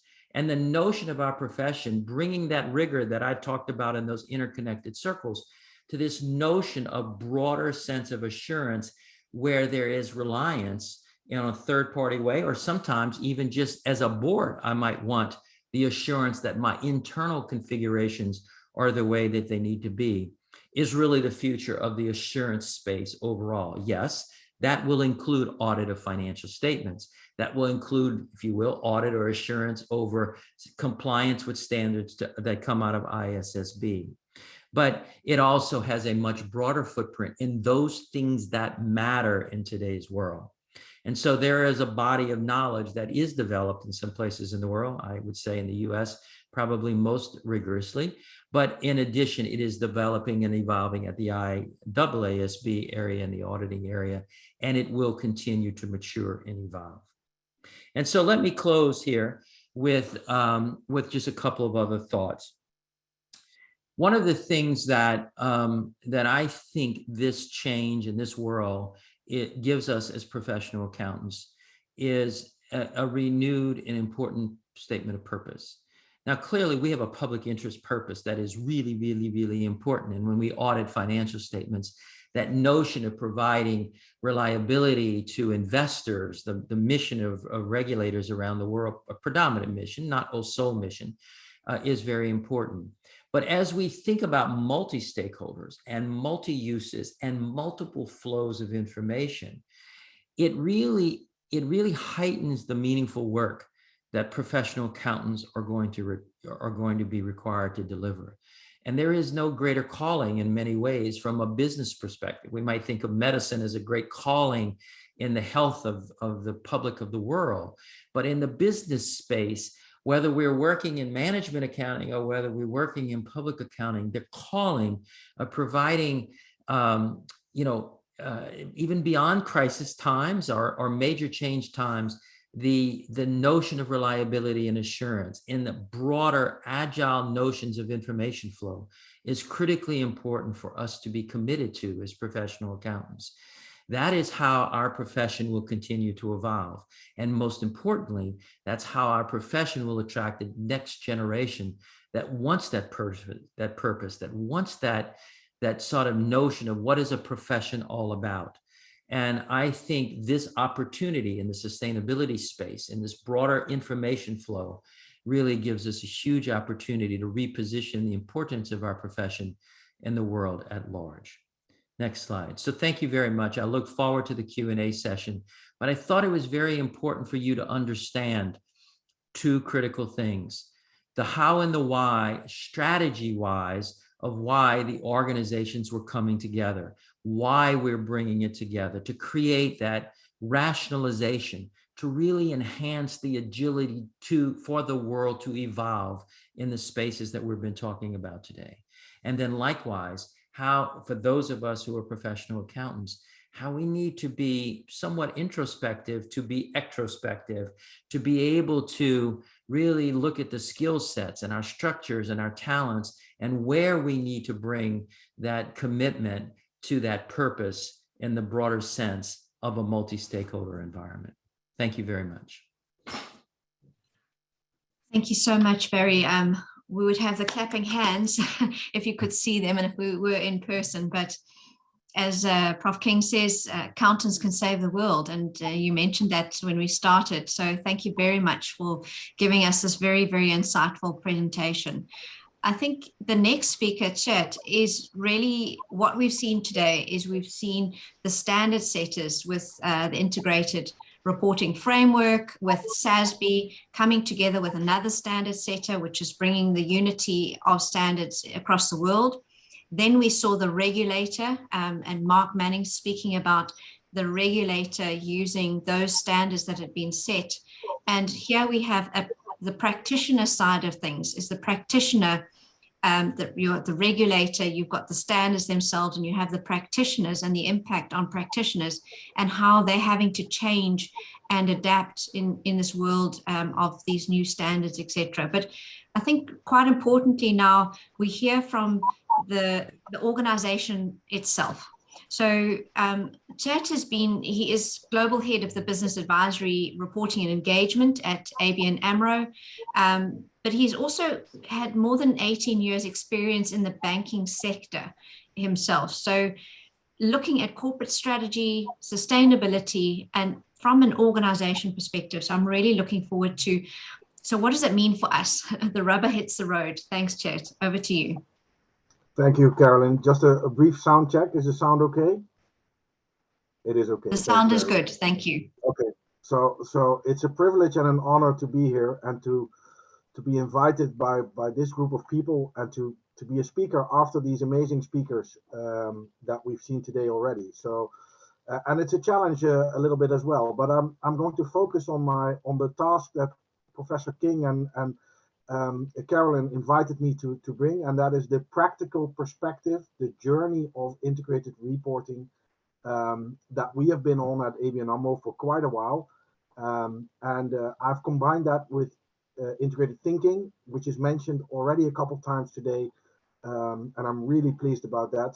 And I'll close off with just some examples on impact.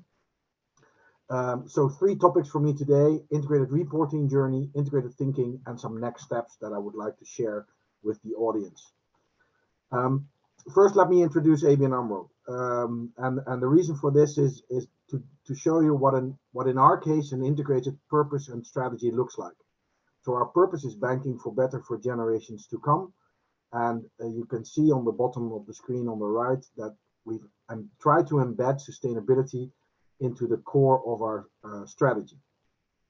And on the left, you see that we also strive to be in a personal bank, which is relevant for the banking sector. And we aim for long-term value creation for all our stakeholders. This has been on a higher level our strategy since around 2018. Prior to that, we still had a separate sustainability strategy, which was challenging also in terms of integrated reporting. And I'll talk a little bit about that as well. So how did our integrated reporting journey start? And I want to go briefly back to the year 2011, actually, when we came out of the financial crisis in Europe and tried to set up our disclosures again, all new style. And actually looking back at that journey, it's been really interesting. This wasn't a well thought out plan at the time, but we started in 2011 just with our first sustainability report. Now, ABN AMRO had published reports, of course, before a lot of sustainability disclosures, but this was the first one coming out of the financial crisis as a totally different bank than we were before.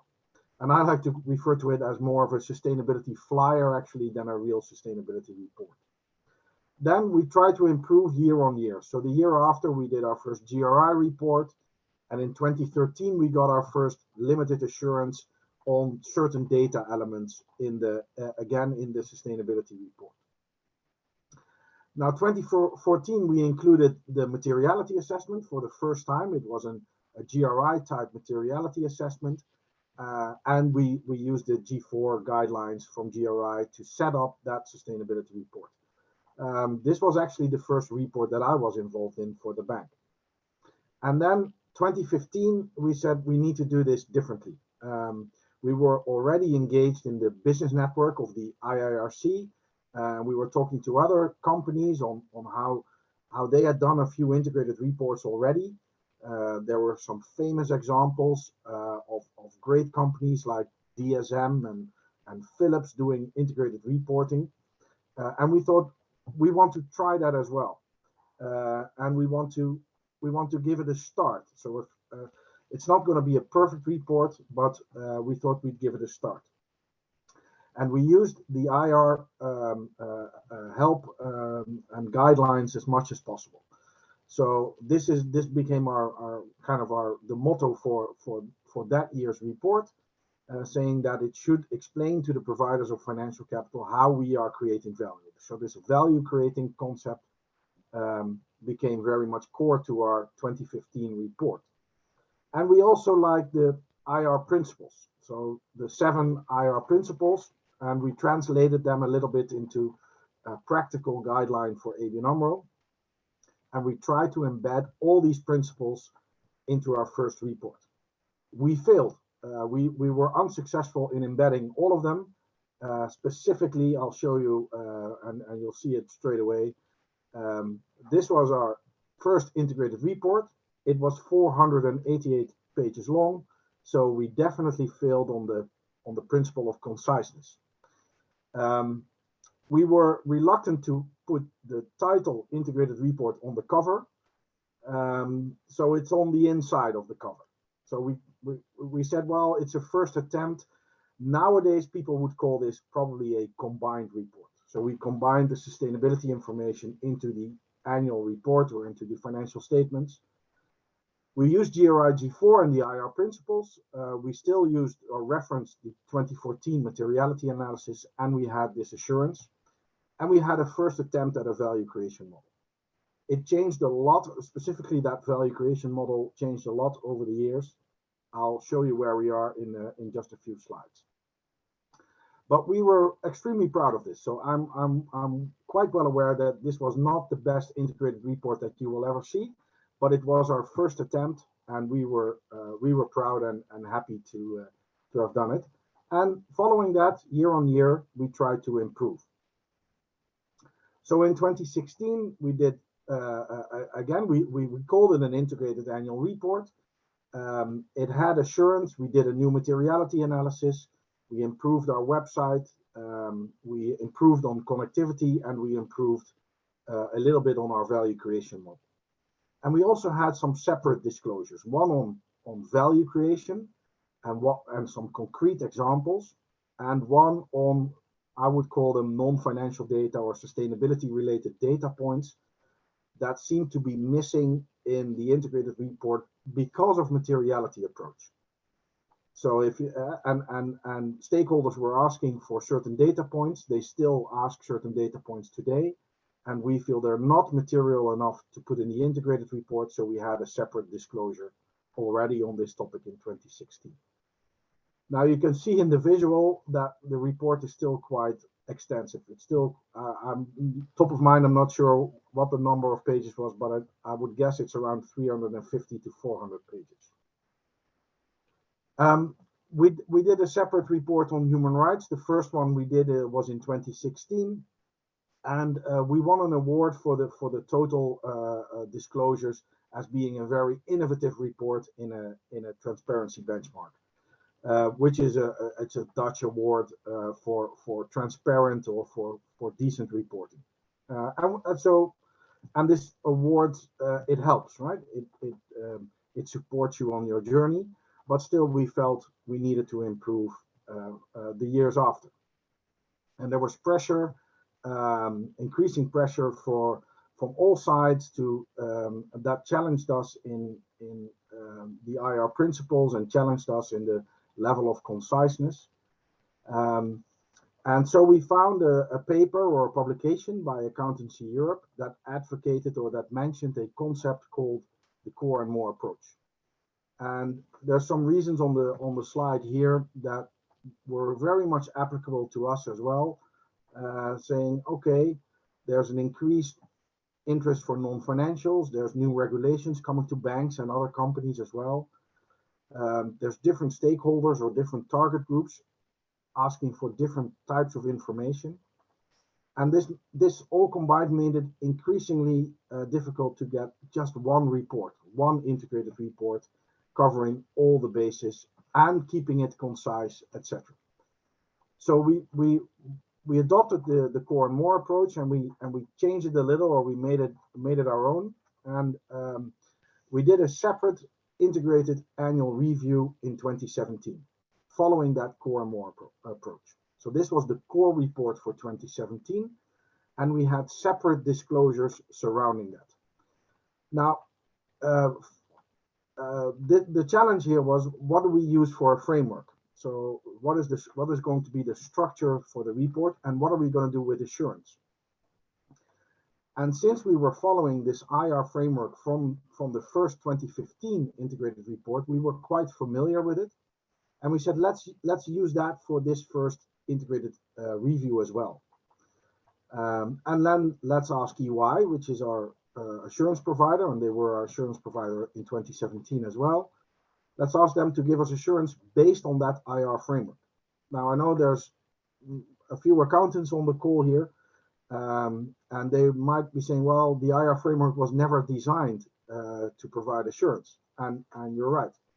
So this led to a very interesting conversation with our assurance provider, and through an open dialogue, we said, well, we'll give it a try, and we made it, and it was actually quite practical. It was a really practical approach to our disclosures, and it ended up giving us cover to cover limited assurance on this entire integrated report, which was a first on a global level. There's a few companies doing it now. I would have guessed or hoped that it would be a lot more, because I feel it's a really practical approach for your assurance, and it's well in line with a good integrated report. So we were quite happy with it, and the IR or the IIRC was happy with it as well, and EY. So we thought we were on the right. We felt we were on the right track. Now again, the year after, so 2018, we tried to improve a little more. And last year, this is what our reporting suite looked like. So at the heart, there is an integrated report, and surrounding that, there is these different more reports, like an impact report, also our annual financial statements, a human rights report, Pillar 3 report, and two, some smaller disclosures on non-financial data that I mentioned earlier, and on value creation. And this is what it looked like in a diagram, and in practice, it looks a little bit like this. And this is, I quite often tell the story that Core and More is actually a lot more reporting, right? So in terms of pages, in terms of work, in terms of design, in terms of connectivity, it's a lot. It is a lot of work, but it does lead to a relatively concise integrated review of about 80 pages. Still quite a big annual report. This is also related to the fact that we are in the financial sector, so there's a lot of mandatory disclosures there. A separate Pillar 3 report. We did our separate impact report again. I'll tell a little about that later. And we did our third human rights report last year, which also got assurance, but this was based on the UNGP reporting framework. It's a different framework. So all in all, a lot more disclosures, different assurance frameworks, different audit standards. We had a little bit of reasonable assurance within the integrated report as well. So year on year, we try to improve. And for this year, we'll try to improve again and see where we can do better. So that is the continuous journey and the continuous improvement that we try to strive for in our disclosures. Now, I started off with integrated reporting, and this was not a mistake, but quite often it's said, well, how does that relate to integrated thinking? And this is the common perception, or the common idea is actually that integrated thinking is the starting point for integrated reporting. And let me start by sharing the definition that was developed by the IIRC. So the active consideration of the relationships between operating and functional units and the capitals that the organization uses or impacts or affects. It should lead to an integrated decision making, which is a challenge. I'll get to that. And it should lead to integrated actions that consider the creation, preservation, or erosion of value over the short, medium, and long term. Now, this is all very much related to the IR framework, right? So this is very much in line with the principles and with the way that we set up our disclosures. It was not very much in line with the way that ABN AMRO ran its business. So this is where we had a little bit of tension, saying, okay, we're doing this integrated reporting, so we're presenting the company in an integrated way, but are we really managing the business in the same integrated way? And I use this picture to, this tagline saying the reporting should be founded on a process of integrated thinking. And it wasn't, right? So what do you do if it's not? And we said, well, let's start on the reporting side. So I mentioned already back in 2015, we started on the reporting side and presented an integrated report without really much integrated thinking going on in the company. We had that separate sustainability strategy. We had a separate materiality analysis, based on ESG topics. So it wasn't really well embedded throughout the entire bank, but it did give us a starting point, and that was helpful at the time to get us going. Now, to evolve or to mature on the topic of integrated thinking, what we did is we set up a bank-wide community of people taking ownership of material topics, value-creating topics, as we like to call them. And these value-creating topics were embedded in our strategic risk approach or strategic risk assessment, which is a very important part in banking. It's a core to how we run the business. And as a consequence, we were able to steer these non-financials or these value-creating topics based on clear KPIs, clear metrics, increasingly throughout the years. This was not perfect in the first year. It's still not perfect today, but it does give us a foothold in the risk teams, in the finance teams, and it really firms up this pre-financial information that can be used then for internal decision making. Now this is a journey.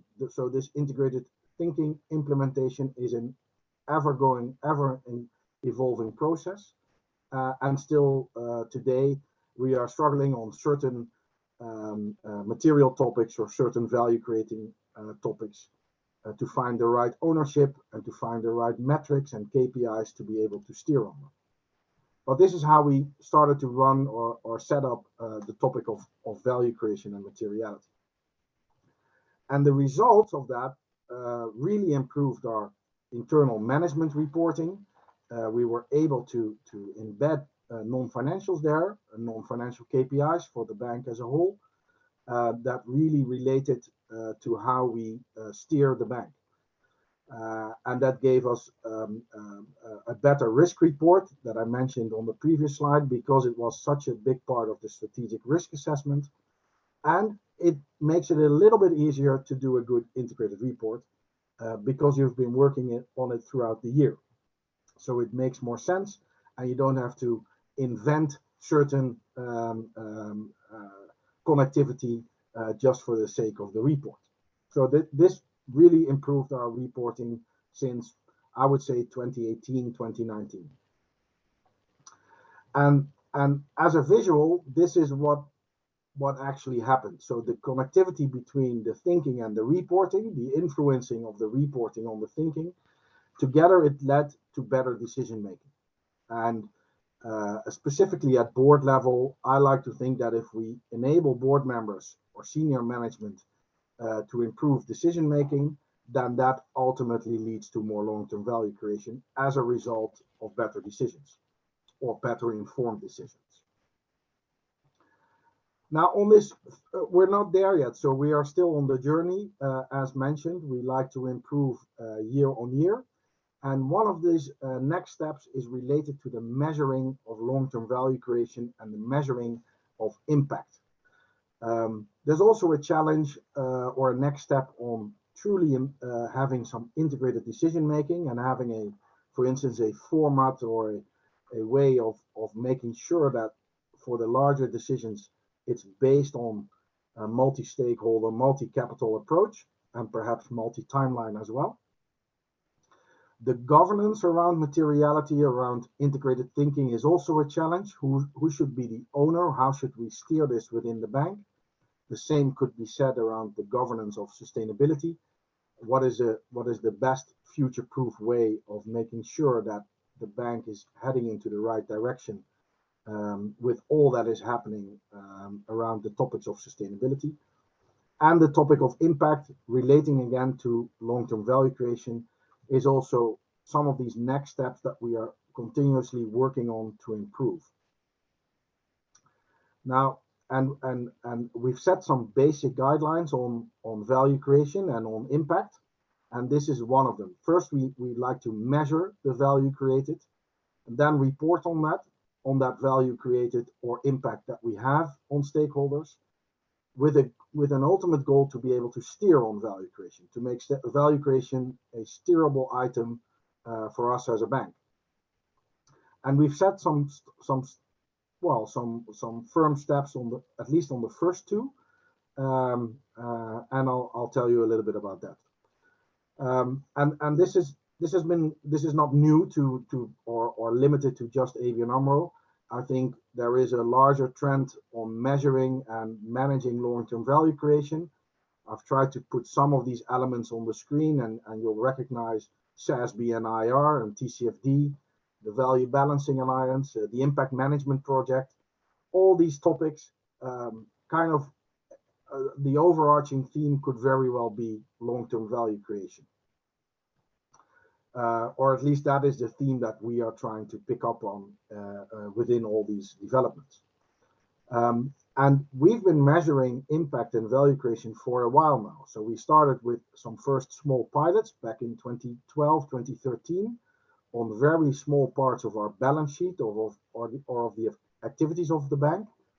We published all of them and invited stakeholders to reflect on their findings or on the usefulness of the impact analysis, and that led us to publish a first complete impact report in the 2018 cycle, measuring and disclosing all impact that we have on our stakeholders, and using the capital framework of the IIRC. Now that won us some awards, which is always nice. We won an IFRS award on the embedding of integrated thinking throughout the bank. But that was not the goal in itself, but it is helpful to know or to get confirmation that you're on the right track. And again, for impact, we've done a similar route, so trying to improve year on year and embed some of these disclosures into our integrated report. And that's what we call the integrated profit and loss. And how does that relate to our value creation model? And this is a simplified version of our own value creation model. You'll recognize, hopefully, the IR context in this, using the 6 capitals, having inputs, activities, outputs, outcomes, and ultimately impacts. And these impacts, again, they are based on the 6 capitals and on the 4 stakeholder groups. And we demonstrate them, or we have monetized all these impacts, and we use a dark green color for negative impacts and a light green color for positive impacts. Now, this presentation is not intended to be a pitch for impact reporting or to go into too much detail. I would invite you to read the impact statements that we've published and to reflect on it and to give us your feedback. And as mentioned, this is still very much under construction. It's very much under development. We're trying to do this with other banks, specifically with other banks together. So we've formed the Banking for Impact working group with UBS and Danske Bank and DBS in Singapore. And with the help of Harvard and of the Impact Institute, we're trying to further develop this standard of impact measurement and disclosures. In a little bit more detail, it looks like this, and as we have been doing this for a few years, we're now able to compare year on year and really include it in our statements as an integrated profit and loss. And again, you'll see the capitals here on the left, the stakeholders on top, so clients, employees, investors, and society. And we've monetized the impact and using the circles to be clear on the extent of the impact. I realize that I may have said quite a lot in a very short period of time. I've included some links in the slide deck, and I know they will be shared. I wanted to emphasize the relevance of the integrated thinking principles that are going to be launched at the symposium. Janine mentioned it at the beginning. So you're all invited to join us at that symposium early December. And we'll publish them, of course, online as well. I want to thank you for listening and hand back to Carolyn to guide us through the Q&As. Thank you very much, Chet. Really, really practical, insightful examples that you're giving us of a journey that you've taken, and it's not a full stop journey, it's a continual evolution. So thank you very much for that. One of the first questions that's popped up is, so how much? What's the cost? But we're not going to ask it now. I'm going to first ask Prof. King to give us a summation of these presentations that we've listened to today, to give us an overall perspective in terms of this colloquium, and thereafter we'll be getting to that question. So I'm giving you some time to prepare. I've also got a feedback to Barry on, as a non-financial expert, I'm finding these presentations very useful and information very accessible. So thank you very much to Barry for that. I'd like to call on Professor King now, just to give us a summation to this colloquium today. Thank you.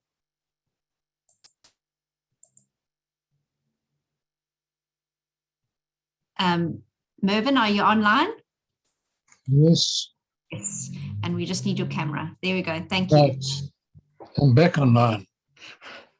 Thank you very much. And I think you'll agree with me that it's not an overstatement to say the presentations were fantastic, each one of them, and very informative and very educational.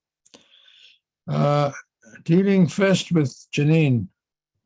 I've worked with Janine for a good few years now, and she's moved from Chief Executive of SASB to Chief Executive of the VORF, the Value Reporting Foundation, to Special Advisor to the IFRS on this merger, I call it, between the VRF and the IFRS. One of the things that she spoke about, which I hope didn't go over the heads of everybody, is that the idea for SASB and the IIRC, as they were, is that their skills and their boards, and like the oversight board and the framework board, will be absorbed into the IFRS and will be there to create the expertise on, for example, integrated reporting and EVC, enterprise value creation standards, which the IFRS did not have before the merger, or as they said in their announcement, consolidation into the IFRS. The other important thing for me that she confirmed is what I spoke about in my introduction, is that EFRAG, the European Financial Reporting Advisory Group, has developed the corporate sustainability reporting directives to fit in with the legal framework of the EU. For example, no combustion engines by 2035 in motor cars, by 2045, I think it is, no more fossil fuel driven plant and machinery. So their CSRDs embrace the double materiality principle. They embrace the inside out, the activities and outputs impacts on the three critical dimensions for sustainable development, and also the impacts of those three dimensions on the company itself, its financial condition, its operating performance, and its risk profile. And it's absolutely important that those skills are now inside the IFRS. And I think we can be proud that she's agreed to abandon other positions and be a special advisor on behalf of all of us to the IFRS in the development of the ISSB, and the connection between the financial and the ISSB reporting and the reports coming out of the ISSB standards, which will be global baseline standards as explained. And she has a great understanding of the need, as Mark, who I incorrectly said from IFRS, but is from IIRC, of course, pointed out, that this integration between the financial and the non-financial is critical for financial sustainability and stability in our world. So thank you, Janine, for your presentation. Mark, thank you for telling us about IOSCO support for the establishment of the ISSB and for the integration of financial information and the sustainability information, or the ESG information, and that investors actually need this information. And IOSCO, as the overarching body for stock exchanges, sees that this is important to have these global baseline sustainability standards, which can be used as a qualitative measure for any country who has already legislated about sustainability issues as to the quality of their sustainability. The concept of interoperability is difficult for people to understand in that nested boxes, which Janine showed in her presentation and repeated by Mark in his presentation. But in speaking to the GRI, and I disclose I was the chair and now chair emeritus of the GRI, they accept that there is double materiality, but they also contend that, and I think correctly, that the impact of the activities of a company and its outputs, which include waste and its product or service, have a huge impact and do have impacts and affect the three critical dimensions for sustainable development. So we have to look at it holistically, this double materiality. So one of the critical things is that EFRAG, who developed the CSRDs, the Corporate Sustainability Reporting Directives for the EU, to fit in with this legal straitjacket that I've tried to describe to you, they are talking with the TRWG, the Technical Readiness Working Group of the IFRS, to try and align those standards. Otherwise, as I said in my introduction, and heaven forbid, just when we're trying to harmonize these things, we actually have a parallel development on sustainability reporting. Barry Melancon, I think you can see why I asked him to succeed me as the chair of the IIRC. He is a great example of today's accountant with a change mindset. I put it in simple terms, from being a poster of information. The professional accountant of today becomes the reviewer of information and also the change maker in the C-suite. Because of their public interest training, they immediately grasp the importance of this interconnection between the financial information and the so-called non-financial information, so that the user of what the management prepares in the financial statement and the sustainability reports becomes more informed and can make more informed decisions for whoever they're acting for example, the trustees of pension funds, absolutely critical. And Barry pointed out the expedition with which we have tried to rid in the ESG space this clutter and confusion, which resulted from this plethora of framework providers and standard setters that blossomed during the period and continuing period where ESG became the greater part of the makeup of the market cap of companies than the financial report. Hence, in those nested boxes, the financial report is the smallest box. But the biggest box, please note, is the impacts of the activities and the product on those three dimensions. And then the middle box is where the ISSB will lie with global baseline standards of enterprise value creation. I think Barry's presentation also brought to mind, although not articulated by him, that in developing the IR framework back in 2009, 2010, we spoke of value creation.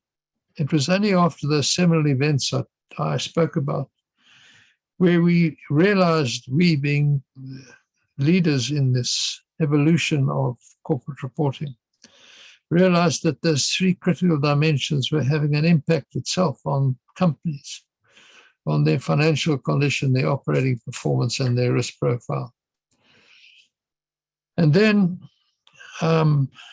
finally, Chet, thank you very much. I have my friend Miller from ABN AMRO. He was on the GRI board when I was chair, and then succeeded me as chair of the GRI. ABN AMRO was really one of the pioneers, as it were, to adopt integrated reporting. And we, in the evolution of this reporting of connecting the financial with the so-called non-financial, argued strenuously about who came first, the chicken or the egg. Was it integrated thinking that led seamlessly to do an integrated report? Or was it a board which decided to do an integrated report, which drove integrated thinking? I can tell you it turned out historically and on research to be the latter, as you saw from Chet's presentation, how they developed an integrated report which drove them back into thinking on an integrated basis to the benefit of internal reporting. 2,500 companies now in 71 countries do integrated reports. This connection between the financial and the so-called non-financial. I have never heard from one of them any complaint that they believe there hasn't been something beneficial to them for adopting this integrated report, and they're now thinking on an integrated basis. So all in all, a colloquium produced by the GGA, and thank you to our Chief Executive, Carolyn, for her hard work. Thank you to all the presenters who I invited. And at the time, 5 months ago, when I thought of the theme, little did I know how apt it would be and how timely it would be. Namely, corporate reporting is not what it used to be. Because in the last 5 months, we've had the merger of SASB and the IIRC. We've had the creation of the Value Reporting Foundation. We've had the Value Reporting Foundation merging with the IFRS. We've had this change of conditional ownership of the IR framework into the IFRS. I say conditional because the skills of the IRC will be there, as will be the Oversight Committee and the Framework Board, to ensure, as was discussed at a recent IRC Council meeting, to ensure that any revision and any changes to it does not do any harm to the intellectual capital, which is now entrusted to the guardianship and stewardship of the IFRS. So how this is going to evolve, I could speculate. But one thing I am sure of, and Barry said, I am proud of integrated reporting, and I am. And I think the world is not what it used to be either, as Barry pointed out in his slides, that there is a change of mindset of the accountant. And as I said in my book, The Chief Value Officer, which is a more appropriate name than Chief Financial Officer today, because they're dealing with a value creation process that has replaced the primacy of the shareholder dictate, that there is a changed mindset in the profession. And they are the true change maker in the C-suite. And that has become clear. And they will play a huge role in what's going to evolve in this change in corporate reporting. Corporate reporting is the means by which we as directors account. It is the lifeblood of accountability. And the more informed corporate reporting is, the more transparent is the accountability. So we watch with great interest the evolution of what is happening with the IFRS. And I'm sure you found this evening educational and informative. Thank you very much, Carolyn.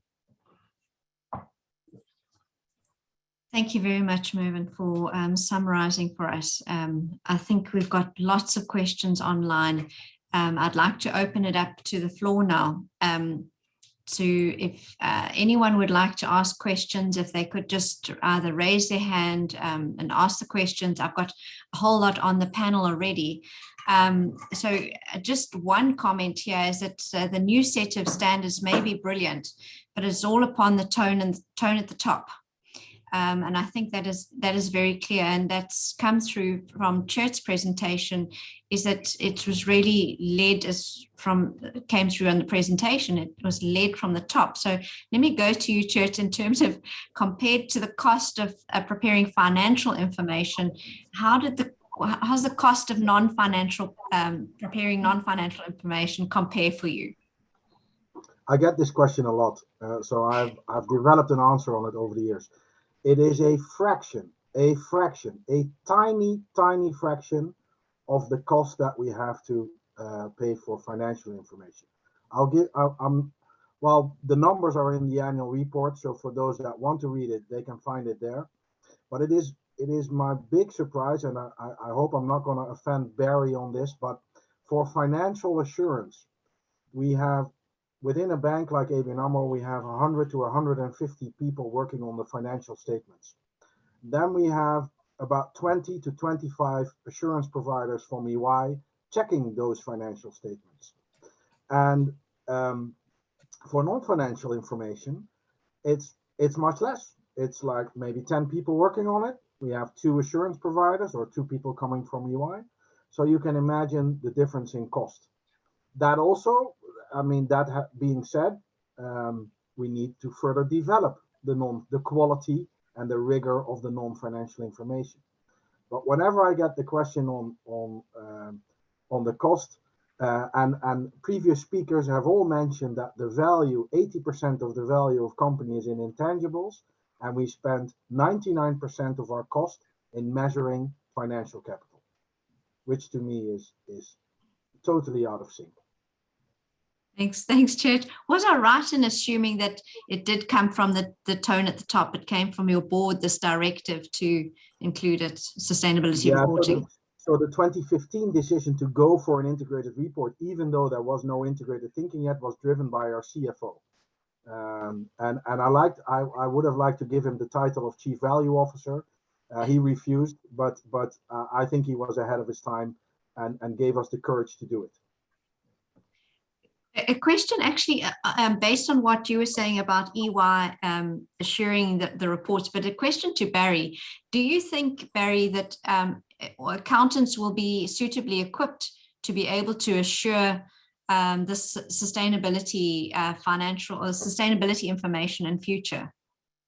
Well, I do. I think the standards certainly help in that process. I think there is a degree of uncertainty and risk taking that needs to go in that, which I think has to be the professional accountants and firms have to be willing to do. Because I think, Tiered's notion of how they evolved and how they got better at it, et cetera, there's going to be a lot of entities that are going to be in that early part of the process that he just described. So, it probably will evolve from limited assurance early to reasonable assurance. But I do think that it will be there. I do think there's skill set, talent that will be a part of that process. I tried to talk about that in one of the slides, that I think the talent set for accountants has to really change. And then obviously in the firms, they bring a lot of different types of people together, not just professional accountants. So that's the way they're going to be able to achieve it. Thanks, Barry. And then just in terms of these different approaches and different skill sets, it's a question to Mark around IOSCO. We've got different stock exchanges in different countries across the world, and those countries are certainly doing very strange things from far left to far right. How does IOSCO actually give specific advice to the various stock exchanges to get this kind of commonality in place? Thank you. So first of all, I should just clarify that IOSCO's remit is much broader than stock exchanges. So we are responsible for, our members are responsible for a wide range of markets related regulatory activity. Many of our members have, for instance, jurisdiction over the asset management sector, regulating individual investment institutions. So our remit is much broader. But what IOSCO essentially looks to do is build a consensus, and I think that actually relates a little bit to one of the points I made in my presentation, which is that in the context of sustainability, countries are at very different points in their policy cycles. Some are only just acknowledging that ESG related issues are relevant to financial markets, whereas others have been operating in this space for quite some time and are operating in jurisdictions where there are very clear government and public policy ambitions. And so that's why I think we need to find common ground. And I think one place where we can find common ground is in information that investors need in order to make sound investment decisions that take all relevant factors into consideration. And that's what we've been doing on this particular agenda. We have built consensus at the IOSCO board that enterprise value oriented, investor oriented, sustainability related standards are going to be absolutely essential in order to accommodate the changes that we all see in the way in which companies operate and investors make decisions. And that's something that you can build a consensus around. What you can't build a consensus around is value judgments. Value judgments around, what is good and what is bad. That's not for the regulator to do. That's for public policy to drive forward. I hope that helps. Absolutely, because it does guide us in terms of the consideration of a conceptual framework that has national imperatives associated with it. But I've got another question with you. Is IOSCO worried about just focusing on the single materiality investor-driven mindset in terms of seeing the right outcomes globally in terms of what we need to do as the world? No, it's a good question, and it's one that comes up a lot. And this is this is why we've been so supportive of this notion of a building blocks approach. So essentially, again, in the context of my answer to the previous question, setting a global baseline of investor-oriented, enterprise value-oriented standards is more of a, one might say, technical exercise, and one that you can build a consensus around.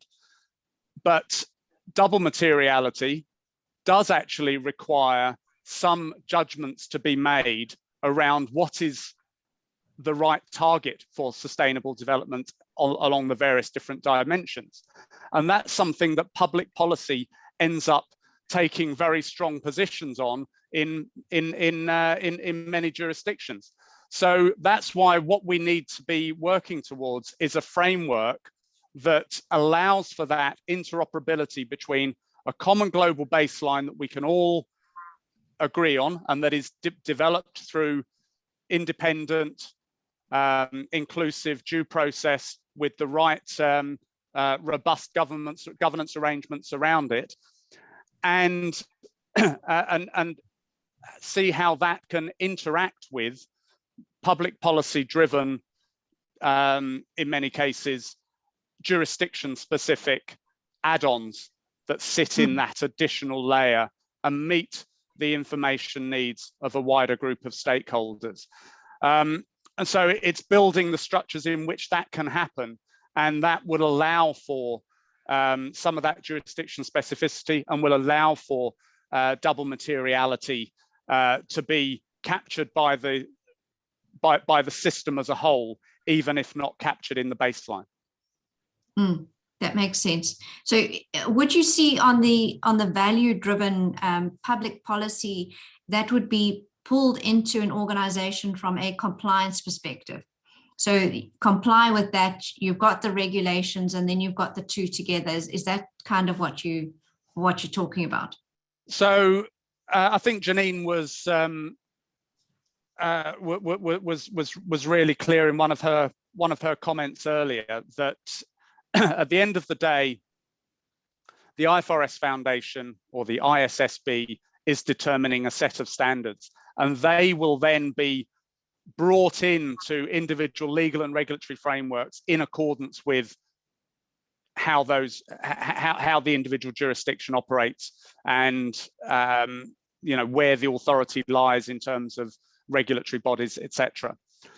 And that may and the approaches taken may be very, very different across jurisdictions. Some may reference the baseline without any adaptation.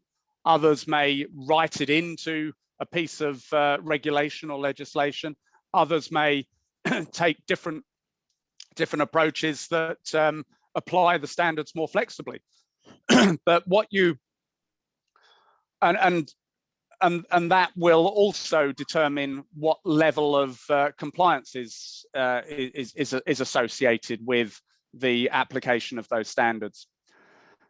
But if one assumes they are brought into a regulatory framework as a mandatory set of standards, then those subject to those standards will need to build the compliance frameworks around them.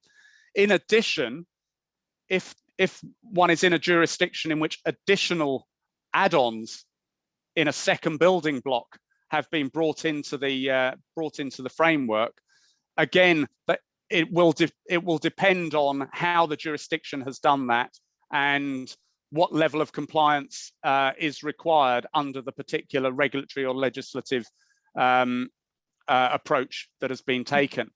And what I can say from the perspective of the UK is that the UK government has given a signal in the recent roadmap document that the ISSB standards will form the basis for the new sustainability disclosures regime, and that next year there will be a consultation on the particular endorsement mechanism that will apply to recognise those standards for application in the UK. And our Government Department for Business, Energy and Industrial Strategy will be working on that consultation over the coming period. In addition, for listed companies that fall under the FCA's jurisdiction, we will be looking to reference the UK endorsed version of the ISSB standard within our regulatory framework for listed issuers.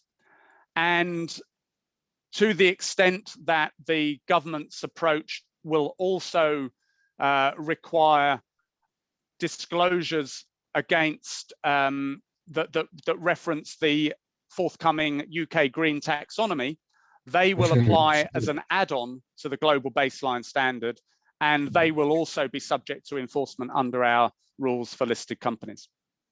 Thank you. That explains it sense? really well. Yeah, because it gives practical, how does it actually work? So thank you very much for that. Chert, as a highly regulated organization, how do these changes actually impact you, and specifically the integrated reporting journey that you explained to us? How do you think that will impact you? The regulatory developments? Well, the move of the integrated reporting into this framework, how do you think that's going to impact? Well, I think in the immediate term, and Janine mentioned this, there will be an integrated reporting framework. That will still be there under the ISSB. I think there's a lot of demand for convergence in the different frameworks. I get that from within the bank, that pressure from within the bank as well. So it would be great if we could come up with a standard set of metrics. And but as mentioned, I'm also a big fan of integrated thinking, and I think that companies and board members and executives should still think about their own value creating materiality related topics. So and standards is not going to solve that opportunity actually to be aware of where your material topics are, what is differentiating for your company, how you are possibly negatively impacting your stakeholders, what you need to do about that. So I am cautious that we do not assume that a set of standards, one set of metrics is going to make reporting that much easier, because the goal of reporting is not the reporting. The goal of reporting is the thinking that goes along with it. And the value of that concept is so powerful for all companies, including ABN AMRO, that I welcome any convergence in any space, but I cherish the value of the thinking that goes into it. Thank you, Chert. A question for Barry, and maybe this is a difficult one for you, but it was really, I think, positioned more to Lee and Janine. But if I can position it to you, I can give it to you. So the role of assurance and assurance providers, specifically the risk profession, how do you think the risk profession will work within the concept of these new reports and the new data requirements for these? Well, I mean, I think in a lot of ways, to be able to get to assurance, firms will rely on specialty areas in certain disciplines. I mean, for instance, in a pension plan, you'll rely on actuaries and things of that nature. So there will be some use of professionals that are in certain drill down areas, risk, but it can also be in certain environmental and engineering areas. I think that is going to be pretty common. I do think, and I saw some of the comments in there, I do think, though, that accountants need to be very careful not to overly narrow themselves as to where they can bring competencies to the environment. I mean, if you think about sustainability standards, in a lot of ways, it's establishing a measurement and a process. In some cases, the disclosures related to it. And that is a sweet spot of the profession. And we apply, if you look at what we apply on an accounting standards perspective today compared to 20, 30, 40 years ago, it is much different, right? And I think we have to be, as professional accountants, very willing to have the ability to expand our skill sets in different areas of knowledge. There will be some things will acknowledge there will be some things that the use of specialty or special professionals in certain areas will be required. So I think you're going to see both of those things, but I'm not so quick to just give up the notion that the accountancy profession cannot apply its skill set, which is about controls, which is about measurement, consistent measurement, all those things that I put in the circles, into a broader array where they are the assembler, maybe where there needs to be additional skill sets, but I don't give up the space intention automatically for the profession. Thank you, Barry. And just another question to you about, because obviously, you know, there's accountants in every organization, but some organizations are going to be far more are going to be able to adopt these standards far more easily than others. And the question was really about the large state-owned entities or public sector adopting these standards. What is your sense from being in the profession in terms of the maneuverability in terms of those organizations adopting these kinds of sustainability standards specifically? Well, one of the skill sets I listed, the last one on there, and I made comments about, was change management. I think what you're describing is the notion of change management. And I do think professional accountants in management accounting need to bring that capability of change management, understanding all of the emotional aspects of it, as well as the apportionment of resources in different ways in order to affect change.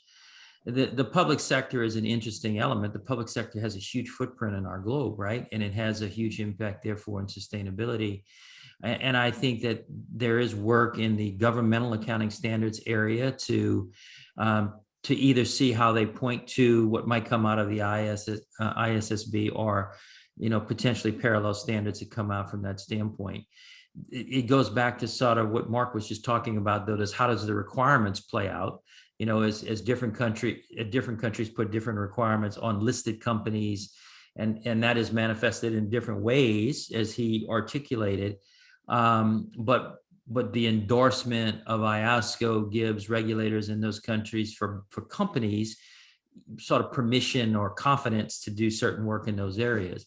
I think the same thing has got to happen in the government sector. So, we can look at a disparity in the public sector as to what the requirements are on businesses. On entities, excuse me. Not every country, for instance, even requires a full accrual basis accounting today. So their path of travel is going to be much greater in these areas than, for instance, New Zealand is famous for the standpoint of the fact that all government entities use accrual basis for reporting.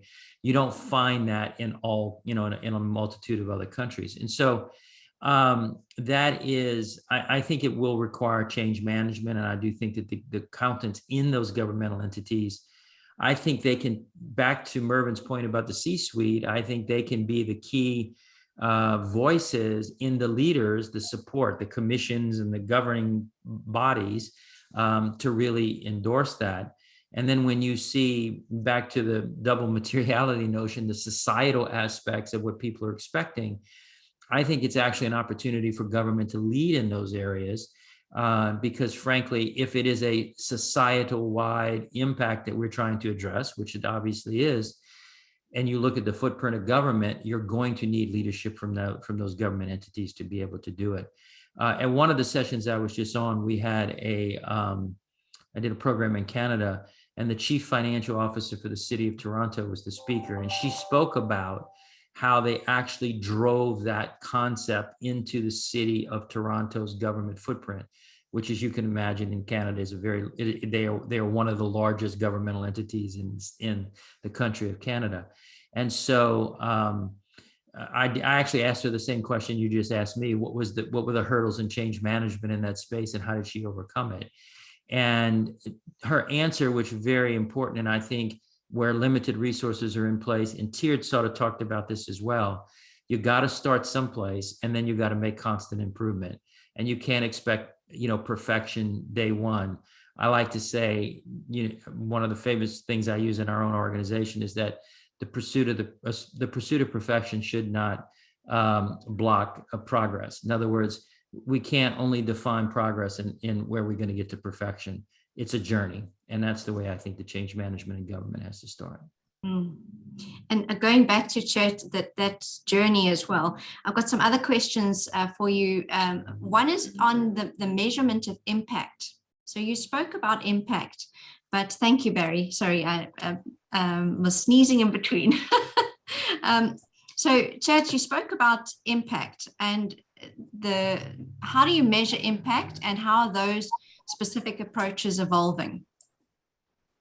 Yeah, I like Barry's comment. Don't let, we translate it as don't let perfect be the enemy of good, right? So I like that phrasing and framing. I also, I'll answer the question, Carolyn, but I also like the disciplinary effect of reporting.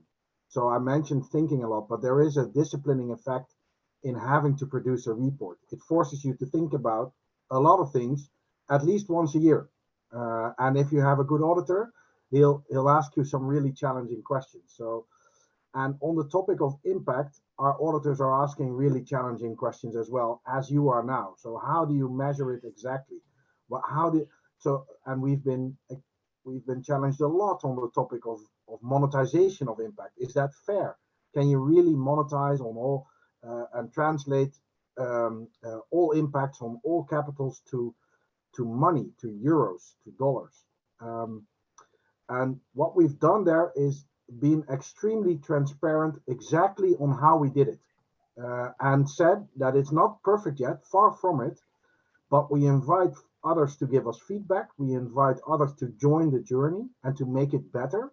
We invite our finance colleagues to get involved. We invite auditors, we invite everybody to get involved, because we do feel that this topic of impact as a clear translation of value created, as a clear guidance to value created,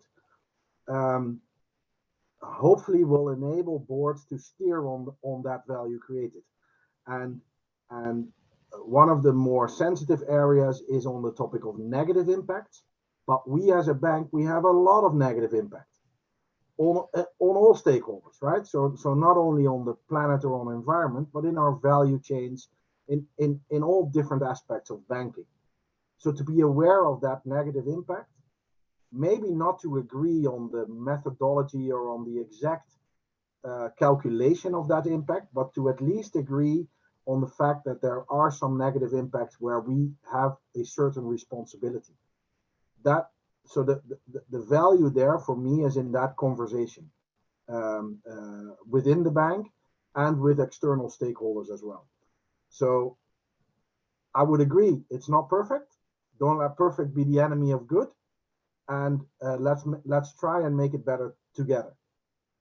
Thanks, Chert. And I would like to give, we've got limited time, I'd like to give everybody an opportunity just to, what do they want people to do differently tomorrow from as a result of this colloquium? So if we can think about that, that's just to leave people with something to do differently tomorrow. And Chert, since you are unmuted, can I start with you? What do you want people to do differently tomorrow? Well, I don't know all the people on the call, obviously, and so I don't know exactly what they're doing today, but I can encourage anyone to start the journey and to enjoy the journey of integrated thinking, of integrated reporting. Start doing it, co-create, learn together. I enjoy reading other people's reports, right? So I'm one of those people that likes to read 50 annual reports when they come out, and I enjoy best practices, and I try to bring them into the bank. But I still speak to a lot of people that are hesitant to start because it's challenging, and that's understandable. But just start and give it a try, and do it together with your auditor or with your assurance provider. Get their feedback as well, and join the available networks like people are doing today. People learn a lot, I think, I learn a lot from these sessions. Come to the Value Reporting Foundation Symposium, hear from other speakers as well. So start the journey. That would be the summary of my advice, and enjoy it. Thank you, Chert. Thank you. Barry, from your side, what would you like to leave people with? Well, I think you need to tell the story in your organizations, and you need to do it at a high enough level. Don't get bogged down in too many details. You need to tell the story. This is historic. This is about the consolidation of a lot of well-meaning efforts that produced, uncertainty, because there were so many different types of efforts, and this is a bringing together, a rationalization of the space. It's happened very quickly. It's a very agile point. Mervin's point about even, this event, the topic being so timely because of what's happened since it was originally planned. So it's historic. Tell the story. It's moving fast, and be very accepting of the notion that it will continue to evolve. Don't expect that you're going to have every answer, or anyone is going to have every answer. This is a journey. It's a journey that's moving on a global basis, much quicker than a lot of people would have ever imagined. And frankly, what you heard today was the support from the accounting profession, from the standard setters, from IOSCO. And if you look into a broader sense of what happened at COP26, a lot of voices are supporting this. And so this is happening, and you need to be the storyteller of why it's important. Thank you. Thank you so much, Barry. And from your side, Mark? Thank you. So quite similar messages, but I'll just give a slightly different spin on it. And I think it actually harps back to one of the points that that Janine raised earlier, which was encouragement to get started on the reporting journey now. Don't wait for the ISSB standard to be finalized perhaps back end of 2022 and then endorsed into your particular regulatory framework. It's, as Barry just said, it's happening. We're on that path now. And we've got a good solid basis to be reasonably confident that it will be building on TCFD, building on SASB, building on CDSB. So get engaged with those frameworks. Get engaged with those frameworks now. Understand how your organization is going to need to adapt, where you're going to need to make the connections, who needs to be part of that process to develop the capabilities within your organization, so that by the time the standard is in place, you've built the capabilities, you've acquired the resources, and you're ready. And that's why in the UK we've been on this TCFD journey. It is a staging point on the path to a corporate reporting standard that has all of the features that we've been discussing today, that integration, the clear and comparable and consistent basis. And we're encouraging firms through initially a comply or explain mechanism to get on that journey by reporting on TCFD. We also talked about the SASB metrics at the industry specific level, and get familiar with those, because that's going to be part of what we end up with coming out of the ISSB process. So get on that journey now. Thank you. Excellent. Thanks, Mark. Having an information technology IT background, I can just see the industry's plans for 2022 in front of me now. Collecting data, building systems. So I think that we need to also get on that journey as IT people. So I'd like to ask Mervin, any last words from your side? Yes, thank you, Karen. I think we mustn't wait for ISSB standards to be developed, because like any standard setter, they will go through the processes of exposure drafts and consultation and input from various stakeholders. So first, as they've said, will be on climate change, probably secondly, biodiversity issues, then water, and so it will go on. So we're looking at years here. This is not, and so we should start the journey now. And because of what's happened But I described it as a chicken or egg, and Barry will remember those discussions. Does integrated thinking lead seamlessly to an integrated report, or do you do an integrated report that starts you thinking on an integrated basis? So my last word is to every board of directors around the world: make the decision to do an integrated report. And then as things evolve, and as the interconnectedness that comes out of the IFRS, I hope the language of integrated report is not lost, because I think there's a lot of goodwill in it through, it's being taught at universities now, there are awards in countries. We've created national bodies in over 20 countries that are promoting it. So there's been a lot of work over the last 12 years on this. It's created a lot of goodwill in that language. But the concepts are there, and the concepts are very important. And start the journey now, because certainly over the next 2 years, there's not going to be material changes. These things take time.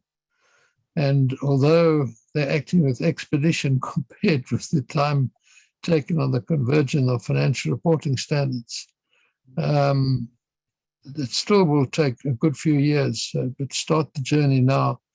Make the decision from the top. The board says we're going to do an integrated report, and start your journey into integrated thinking, and then watch the evolution of the standards, the ISSB standards. Thank you very much, Mervyn.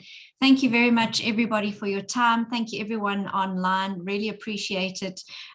Those who asked for certificates of attendance, they will be sent through to you in the matter of due course of the days. The videos, edited videos of today's event will be available in the next few days.